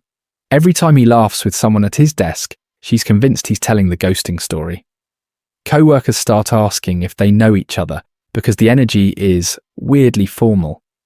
She says it feels like the ghost of her past choices is literally badging in next to her every morning. Eventually, she can't take it. Let's go ahead and get to her decision. She pulls him aside after a meeting and says, "I owe you an apology for how I disappeared." She's shaking, fully braced for him to be furious or completely cold. He looks at her, takes a breath, opens his mouth, and the post ends right there with, "His response deserves its own update." Commentary, the BMOI 8. Workplace ghosts and power shifts. Alright, this is like a social anxiety nightmare speedrun. You think that old ghosting situation is safely buried in your past, and then suddenly it's just badging in next to you at 8:57 a.m, asking if you're going to the staff meeting. It's not just seeing an ex-fling again, it's seeing the exact version of yourself you're least proud of, walking around in khakis and a lanyard. I think a lot of people underestimate how intense that would feel. At home, ghosting is kind of abstract. It's a text thread you don't open, a name you mute, a story you skip. At work, you can't swipe away the awkwardness. You're both stuck in the same Slack channels and the same break room, and every time you refill your coffee, you're reminded that you never gave this person basic closure. So I actually want to give OP some credit here. She could have easily done the office version of ghosting again. Pretend she barely remembers him. Keep everything super surface level and hope he never brings it up. Instead, she pulls him aside, names what she did, and straight up apologizes. It's late, sure, but it's still accountability. I'm definitely not someone that believes timing erases harm, but I do think choosing to own your behavior in a context where you have plausible deniability says something. And this is one of those things where professionalism and personal history get tangled. Work is supposed to be neutral ground. You're collaborating on projects, not processing a breakup. But if the other person feels humiliated or resentful, that's going to leak into the space, whether you talk about it or not. You don't have to be friends with your past partner, but keeping things respectful and predictable is kind of the bare minimum. Ghosting makes that really complicated. Studies talk about how being ghosted can light up the same pain centers as physical hurt, and now that person is expected to sit through a PowerPoint with you like nothing happened. Nothing exploded, but it also didn't feel resolved. That's why this apology moment is actually a big power shift. Before, OP had all the control. She could disappear, not answer, block, whatever.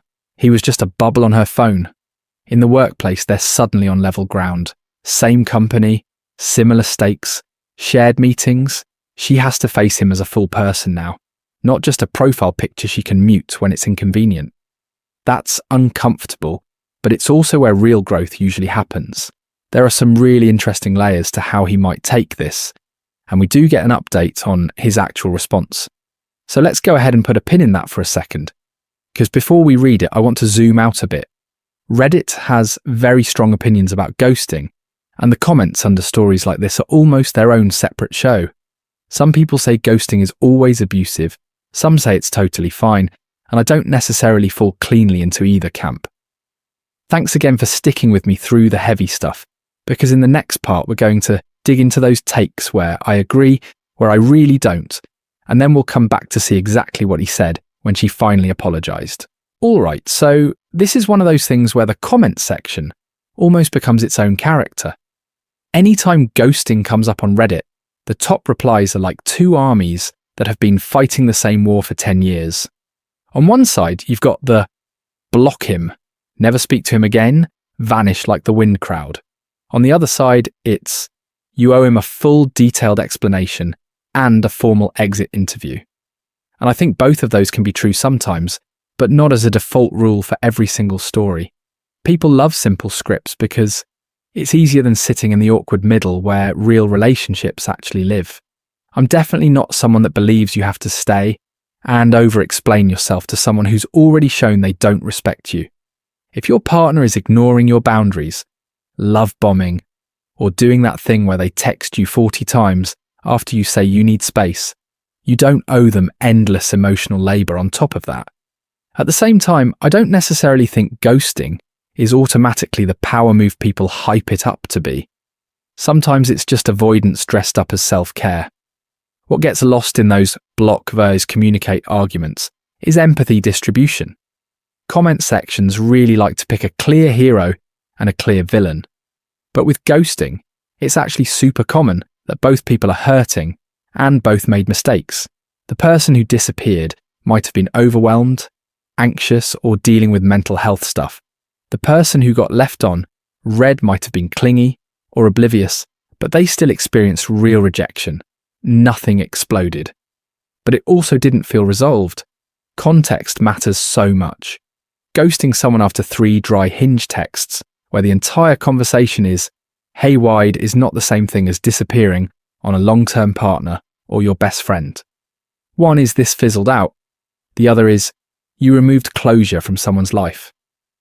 Power dynamics matter too. If it's your boss, your therapist, or someone who has control over your safety or income, that's a totally different conversation. If you're leaving a controlling or abusive situation, blocking and disappearing can literally be the safest option. Let's go ahead and throw in one more pattern interrupt here, because studies actually suggest ghosting happens way more in online initiated relationships. When you meet through apps or gaming, it's easier to convince yourself the other person isn't quite real. That doesn't mean it doesn't hurt. Your brain can process that rejection almost like physical pain. So I'm curious, if you had to rate each of these stories from total villain move to pretty justified, where would you put them? Try to factor in the context, the power balance, the mental health side of it, not just who wrote the post better. Thanks again for being thoughtful in the comments instead of just yelling red flag at everything. After this, we're going to circle back to a couple of those earlier stories and read some updates, including one where the ghoster finally sends the message they meant to send months ago. Update number 1, 6-month ghosting, guy's response. Alright, so one of the updates I really wanted to circle back to is the 6-month ghosting story. This was the girl who basically went radio silent on a guy who had been texting her every day, and she just disappeared for 6 months. Then recently she finally sat down, wrote this long, really honest message, owning the ghosting, explained the mental health stuff and the avoidance, and apologised without asking for anything. No, can we talk? No, do you still want to be friends? Just, I'm sorry, you didn't deserve that. And she hit send, fully expecting it to vanish into the void. Let's go ahead and read her update because it actually did not vanish into the void. She says he didn't respond right away. It wasn't instant gratification. There was no 3-page essay back. A few days later, though, he sent this short, surprisingly kind reply. He basically said, I appreciate you being honest. It hurt a lot at the time, and I had to do my own grieving, but I've moved on now. He thanked her for finally giving him context, said he was genuinely glad she was getting help, and then he ended with something like, I don't think it makes sense for us to reconnect, but I wish you the best. That was it. No extra punctuation, no hidden flirty thing, just very calm. The tone of that reply is what stands out. He doesn't minimize his hurt, he doesn't pretend it was nothing, but he also doesn't guilt trip her or make her pay an emotional tax for reaching out. It's not, you ruined me, and it's not, lol, it was nothing. It sits in that middle space of, yeah, that sucked, but I'm okay now.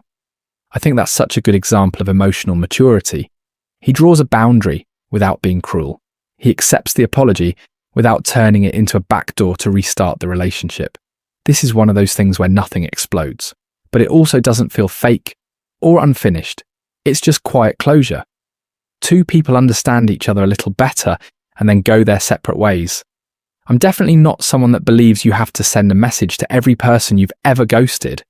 But when it does happen, this kind of response is probably the healthiest version you can realistically hope for. No big rom-com airport scene, just two adults acknowledging, we hurt each other a bit, we learned from it, and we're done. Have you ever had an ending like that where it was weirdly gentle instead of dramatic? What I like here is that it pushes back against the idea that every ghosting story has to stay messy forever. A lot of the time, these stories just stop. The person who got ghosted never gets a reason. The ghoster just carries the guilt into their next thing, and everybody's brain fills in the worst case scenario. So when we get an update like this, where the person on the other side has already done his grieving, already rebuilt his life, and still chooses to respond with a small, non-dramatic kindness, I don't necessarily think we need to romanticize it, but it's okay to appreciate it. And we're not done with updates yet, because the next one goes in a very different direction. Instead of quiet closure, the person who got ghosted decides to blow everything up a little bit. Update number 2. The best friend reunion conversation. Alright, so this is that blow everything up a little bit. Update. Different person, different story, but same theme. Ghosting someone you actually cared about and then having to sit in the room with the consequences. Quick recap so we're all on the same page. OP and this guy were basically best friends for years. Same classes, same inside jokes, the whole thing. Then he got a new girlfriend, and kind of absorbed into her friend group, and OP felt like the extra chair at the table. Instead of saying, "Hey, this hurts," they just stopped replying. Slower texts, then no texts, then full radio silence. Years later, they run into each other at a mutual friend's event, and the last post ended right as he turned, looked straight at OP, and said their name. So in the update, OP says they basically panic laughed and suggested they step outside. The party was loud, and they both looked nervous in that way where you're smiling too much, but your shoulders are up by your ears. They find this quieter corner near the driveway, and before OP can even do the awkward small talk thing, he just blurts out, "Why did you disappear on me?" Not angry yelling, just this mix of hurt and confusion, like he'd been holding that question for a very long time. OP says their first instinct was to deflect, make a joke, say, "Oh, life, you know," and move on. But they stop, and they actually answer. They tell him they felt left behind when he got into that relationship, a new friend group, that every hangout suddenly included his partner, or her friends, or plans that OP wasn't invited to. They admit they felt unimportant, and instead of saying anything, they just pulled away until it turned into full-on ghosting. No big fight, no final conversation, just gone. His side is interesting, because it's not what OP expected at all. He says he thought OP was mad about something totally different, like a joke he made, or the fact that he'd cancelled on them a couple times. He also says from his perspective, OP had already started to feel distant before the girlfriend even showed up. Shorter replies, bailing on plans, that kind of thing. So you've got this situation where both of them felt abandoned, and neither one actually said, "Hey, I feel abandoned." This is one of those things where it's not that anyone was the cartoon villain, it's just a slow communication collapse. They don't magically fix it in one conversation. I'm definitely not someone that believes you can rewind years of hurt in 20 minutes outside a house party. But they follow each other on social media that night. They've sent a couple of check-in messages since. And OP says they both walked back inside feeling lighter. Even if the friendship is smaller now, nothing exploded. But it also didn't feel fully resolved, and that not fully resolved part matters, because the next updates we're going to read is what happens when the person you ghosted doesn't just ask why, they decide to get their own closure in a much louder way. Update number 3. The co-worker flings unexpected grace. Alright, so this is that louder closure I was talking about, but it doesn't explode the way you'd expect. Quick recap. OP had this co-worker fling about 2 years ago. They were never official partner level, but it was definitely more than casual. Then she panicked, got overwhelmed and just disappeared. Full ghost. No explanation, no, "I can't do this," nothing. Fast forward to now, she's got a new job, trying to be a better person, and one day this guy walks in as the new hire. Same department, same floor, same break room. She's been kind of spiraling for weeks, overthinking every interaction. In the last part, she finally pulled him aside near the end of their shift, apologised for ghosting him, and the post literally cut off right as he started to respond. So let's go ahead and read what actually happened. OP says he just stood there for a second, really quiet, letting her talk. She did the whole thing, admitted she handled it badly, said she was dealing with mental health stuff but didn't want to use that as an excuse, and told him he didn't deserve that kind of disappearing act. When she finally ran out of words, he took a breath and went, "Okay, I appreciate you saying that." Then he was honest in this really calm way. He told her he was hurt and confused back then, that he kept checking his phone for a while, trying to figure out what he'd done wrong. Eventually he kind of wrote her off as one of those people who just vanish when it gets real, and he moved on. He said seeing her walk into his new job was weird, like seeing a ghost in real life, but not devastating. More like, that's a plot twist. I think the important part is the boundary he set. He told her very clearly that he's not interested in revisiting anything romantic. No, maybe later. No flirty jokes. Just a clean line. But he also said he's fine being polite co-workers, and that he genuinely appreciates her owning what she did without begging for another chance or trying to rewrite the story. That's such a rare combo. Firm boundary, zero cruelty. OP says after that conversation, the whole work dynamic shifted. She felt a lot less haunted. She wasn't watching her back, wondering if he was trash-talking her in the break room or secretly plotting revenge. They settled into this neutral, professional rhythm. Small talk about projects, the occasional joke about annoying clients, and that's it. I'm definitely not someone that believes every ghosting story needs a big romantic reconciliation. This is one of those things where the happy ending is just two adults acknowledging the past and choosing not to let it define their present. Nothing exploded, but this time it actually did feel resolved. And speaking of unresolved, the next update we're going to read is what happens when the person you ghosted doesn't give you that calm, tidy closure at all. Update number 4. The gaming partner who was ghosted in crisis. And speaking of unresolved, the next update we're going to read is what happens when the person you ghosted doesn't give you that calm, tidy closure at all. All right, this one's actually a bit of a parallel story, different OP, different username, but kind of the mirror image of what we've been talking about. Instead of the person who disappeared during a breakdown, this is from someone who was on the other side of that long-distance gaming thing and got left in the middle of their own crisis. They write that for about a year, their main support system was this one gaming partner. Every night, same server, same call, same little rituals. They queue-ranked, complain about work, share late-night trauma dumps that probably should have gone to a therapist instead of a Discord VC. It wasn't officially a relationship, but it definitely felt like one emotionally. One night, OP says they were having what they describe as a full-on mental health spiral. Panic attack, crying on mic, saying stuff like, "I don't know what the point of any of this is." Their partner got really quiet, said, "Hey, I'm going to grab some water. I'll be right back," logged off the game, and just never came back. No text the next day, no Steam message, no Discord ping, nothing. At first, OP assumed it was an internet issue, then a family emergency. Then they started scrolling through every conversation, trying to figure out what horrible thing they must have said.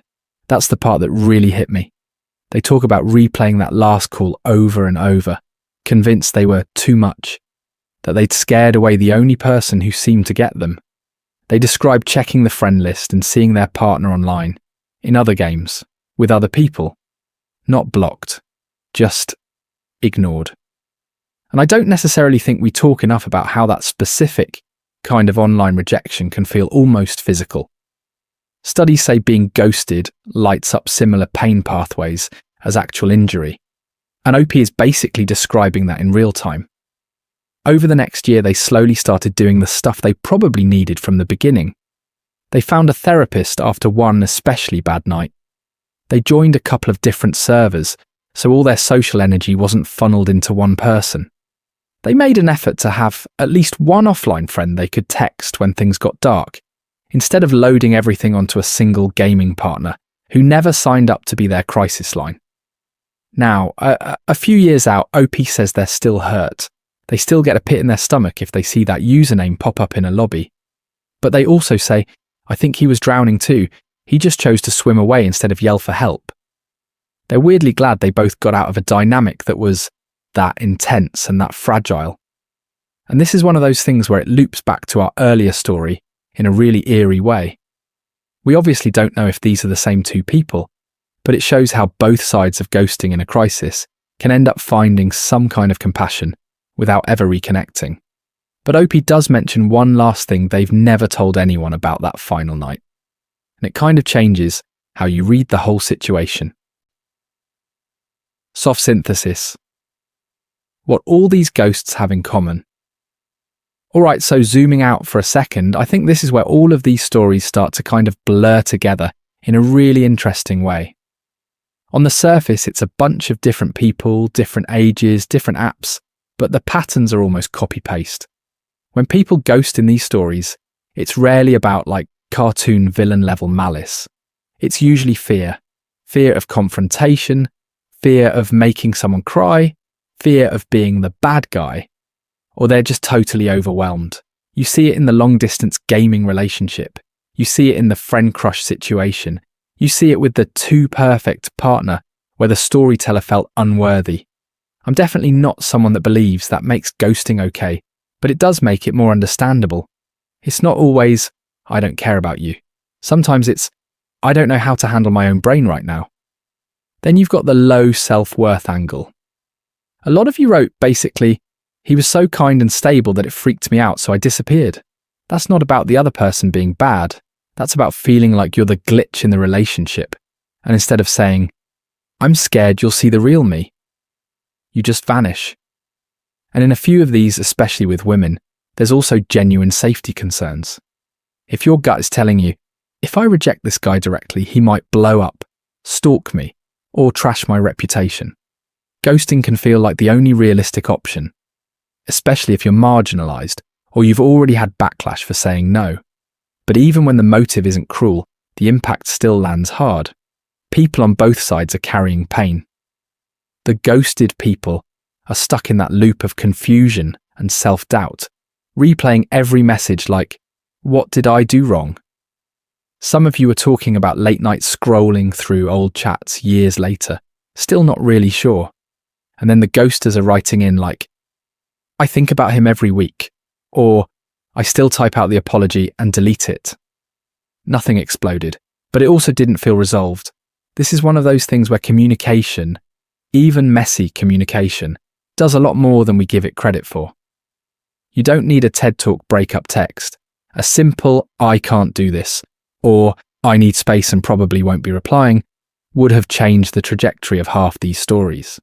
Studies even show that clear endings help both people recover emotionally faster, which kind of tracks with what you're all describing. It's awkward in the moment, but it saves you from being haunted for years. At the same time, I don't necessarily think every situation deserves the same rule.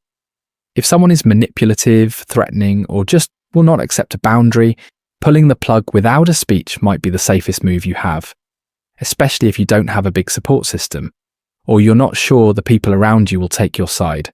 That's not you being dramatic. That's you reading the room. So maybe as you're listening to these while we dig out this cave here, you're kind of mentally cataloguing your own ghosts. Times you vanished. Times someone vanished on you. If you could replay one of those moments with the communication skills you have now, what would you want to say?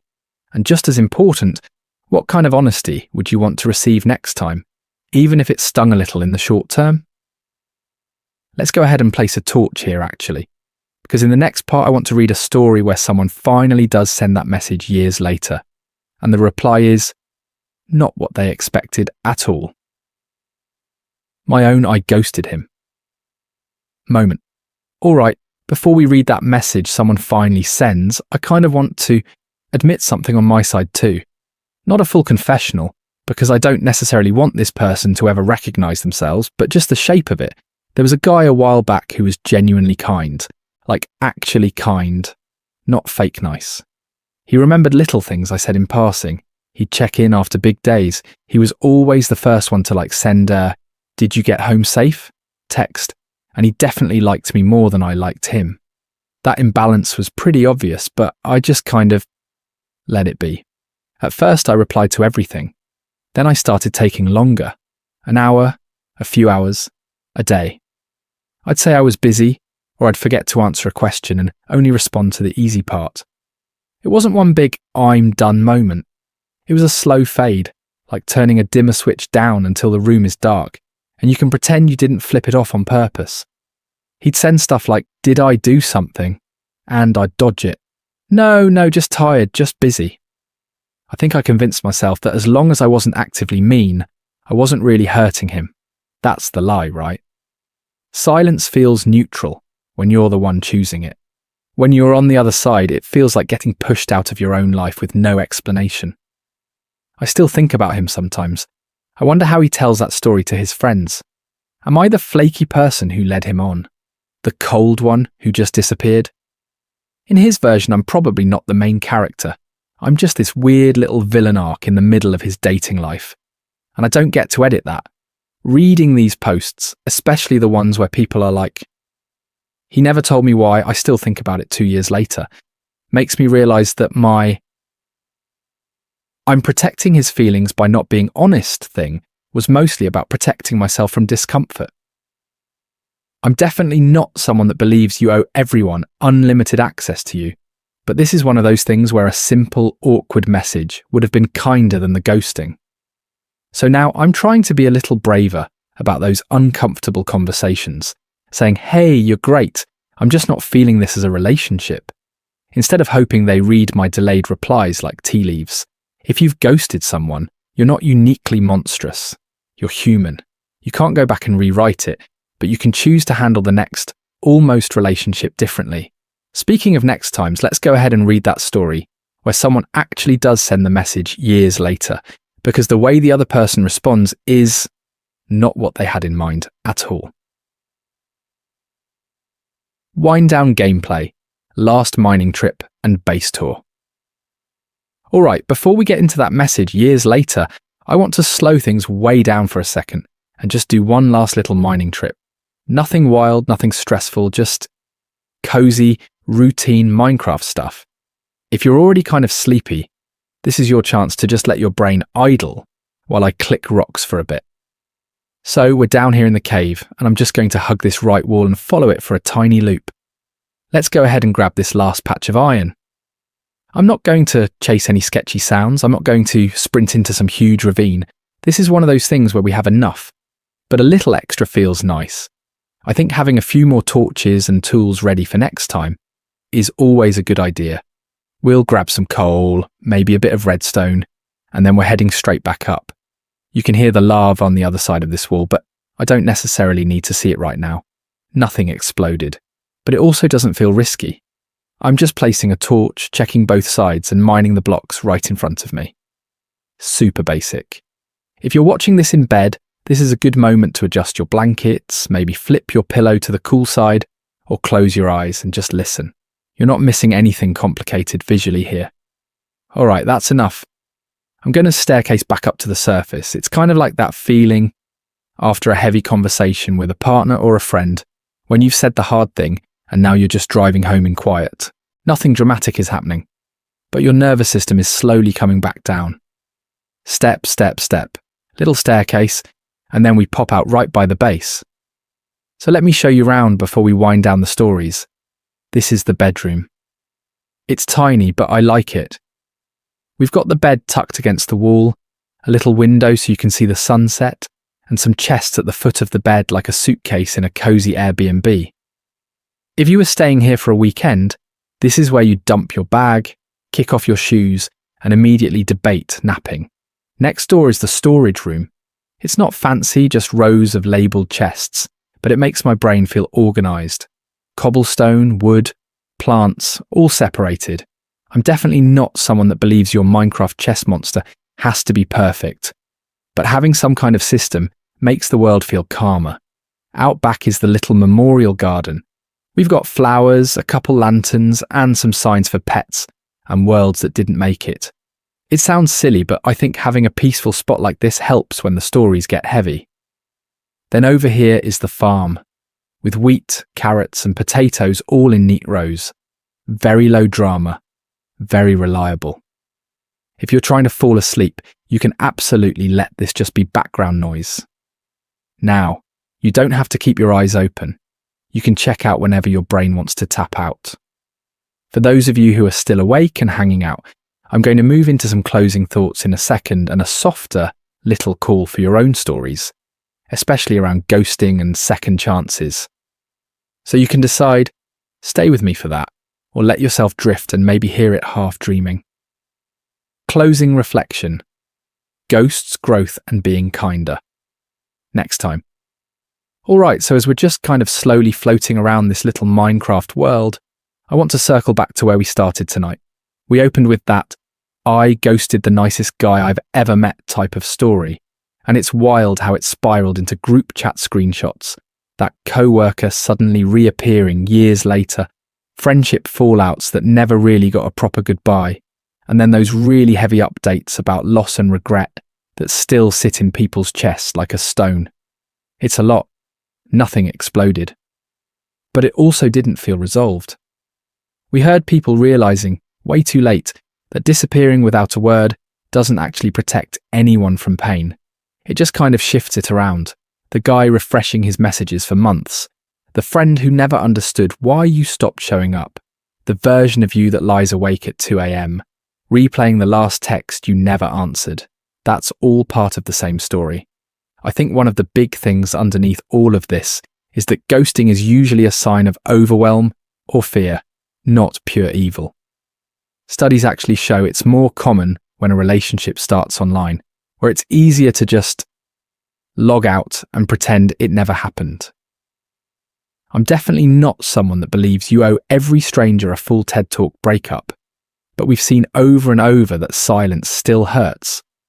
Learning to say, hey, I'm not in a place for this, even if it's clumsy and short, is kind of an act of respect for them and for yourself. And if you're sitting here thinking about the person you ghosted, this is one of those things where beating yourself up forever doesn't really fix it. You can feel guilty and still decide to grow. You can look at your own patterns like, okay, I panic and disappear when things get serious. And instead of calling yourself a monster, you treat it like data. Next time, maybe you send one more honest message. Maybe you stay in the conversation 5 minutes longer than you usually would. I don't necessarily think every situation needs a grand apology tour.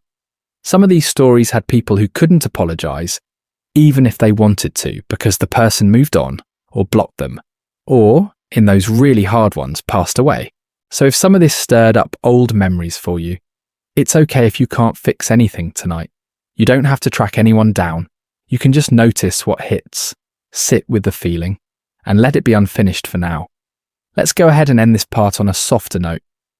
If you're listening to stories like this, you probably care more than you give yourself credit for. You're allowed to be a work in progress. You're allowed to still be figuring out how to say hard things out loud. And if a specific face or name is in your head right now, you might want to stick around for the next part, because we're going to talk about what you can actually do with that. CTA and story. Invitation. Share your ghosts anonymously. You might want to stick around for the next part because we're going to talk about what you can actually do with that. Alright, let's go ahead and turn that into something a little more concrete. While I keep slowly placing these blocks and pretending I know what I'm doing with this build, I want to officially open the door for your stories. If you've ever ghosted someone or kind of disappeared from a friendship or situationship, and it still pops into your head at 2 a.m, this is one of those things you can actually send in. I've got an anonymous form linked in the description, and you can also email if that's easier. You don't have to use your real name, you don't have to give any identifying details, and you can change whatever you want. Just tell the story. I ghosted him 2 years ago, and he showed up at my job. I disappeared from her life mid-conversation because my mental health tanked. Whatever it is. I think reading those in a future Minecraft episode could be really powerful, and also kind of comforting, because you realise you're not the only villain in your own head. Speaking of villains, if you want to stick around in the comments, I'd love for you to rate the stories we read tonight, on a spectrum from villain to justified. Not in a dogpile way, more in a how did you see this way. I'm definitely not someone that believes shaming people into being better communicators actually works, so try to remember that a lot of real people sound exactly like these posts. Be honest, but be kind. If you wouldn't say it to your past self on their worst day, maybe don't say it to a stranger. I also want to give you a little reflective prompt before you fall asleep. If the person you ghosted messaged you right now, what's the first thing you'd want to say? Not the polished version, just the very first sentence that would come out. You don't have to put it in the comments. You can just answer it in your head, or write it in a notes app or in a journal somewhere. Even if you never send it, it can be a way of closing a loop your brain keeps reopening. And if you like this combo of cozy Minecraft and messy human stories, you can subscribe, or just come back for the next one. I'll probably have more confessions, maybe some updates from you all, and I'll try to have this build looking slightly less chaotic. Thanks again for hanging out with me tonight. Whether you're heading to sleep or you're just letting this play in the background while you do your own thing, I hope the rest of your day or night is really peaceful. I'm going to let the gameplay just fade out slowly here. No big outro, just the sound of placing a few more blocks, and then we'll drift off. Extended fade out, ambient bass, sounds and torchlight. Alright, I'm just going to get really quiet for a bit and let the sounds do most of the work. You'll hear the little things more now. Soft footsteps on the wood planks as we walk a slow loop around the base. The door creaks when it opens, that tiny click when it closes again. Nothing important is happening, so you don't have to listen for any kind of twist or new story. It's just the world breathing a little. We'll go through the house first. Slow steps down the hallway. The gentle echo of walking past the chests. I'll open one for a second, let that sound pop in, and then close it again. No sorting, no big project, just existing in the space we already made together earlier. I think this is one of those things where the familiarity is kind of the point. Let's go ahead and step outside. You might hear the trapdoor to the farm, the soft thump of landing on dirt. Maybe a cow in the distance, or a sheep, or the little splash of water if I walk through the edge of the crop rows by accident. The torches are doing their thing, humming quietly, throwing out that warm light that makes everything feel smaller and safer. I'll walk the fence line slowly, not really looking for anything, just letting the footsteps stay nice and even. Every once in a while I'll place a torch on a darker block, or fix a random bit of dirt that's out of place. Nothing dramatic. No mobs, no caves, no sudden plans. Just tiny adjustments that don't ask you to wake up or tune back in. If you glance up, the Minecraft sky's probably full of stars right now. Square, calm, not trying to be deep about it. I don't necessarily have some big thought here. It's just nice. Night sounds, a couple of crickets in the game, maybe a distant zombie groan that's low enough it just turns into background texture instead of something to worry about. We'll wander back toward the house. Door, footsteps, maybe the faint crackle from the furnace if I left some iron smelting. I'm definitely not someone that believes you need constant noise or constant talking to feel okay. Sometimes it's enough to just hear the room, or in this case, the base. I'll do one last slow loop around the main room, check the windows, maybe tap a block into place and then stop moving. No new prompt, no call to action, nothing to remember. And now we'll head over to the bed. Soft steps, one more door, a tiny pause. Getting in, screen fading or just holding on that still, torchlight flickering at the edge. You're allowed to let go now. Good night. Post credits. Whisper. One last thought on not ghosting yourself. If you're somehow still here, with the screen barely glowing or maybe already black, I kind of want to whisper one last thing before we really let it go.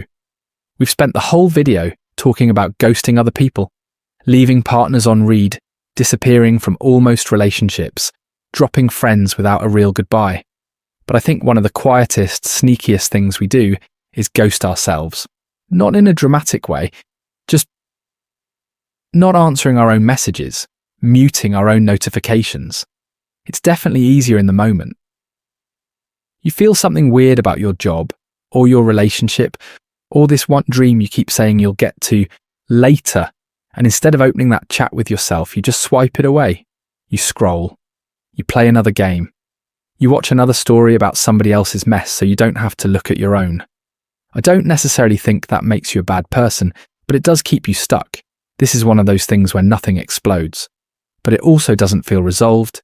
You wake up, go through the same motions, and that little bubble in the corner of your mind is still there, like one unread. A conversation you've been avoiding with yourself about a partner who doesn't really show up. Or a friend you only talk to when you're the one reaching out. Or that too perfect guy you ghosted because you felt unworthy, and you never actually asked what you needed to feel safe.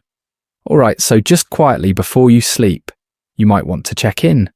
No pressure, no journaling sprint, just a tiny question in your own head.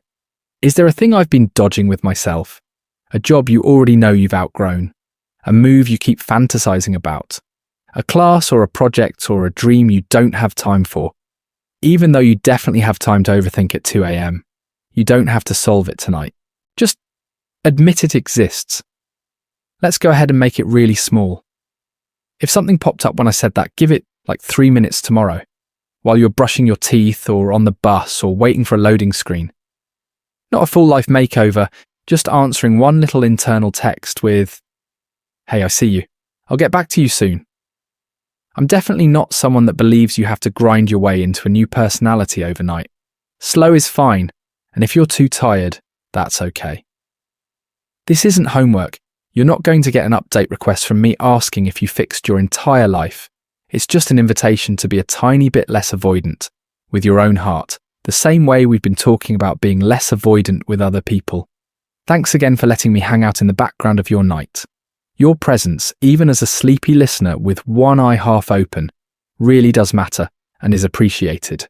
I'm going to stop talking now. Just the faint game sounds or a still shot of the bass, or maybe just the dark. No more stories, no more decisions, just rest.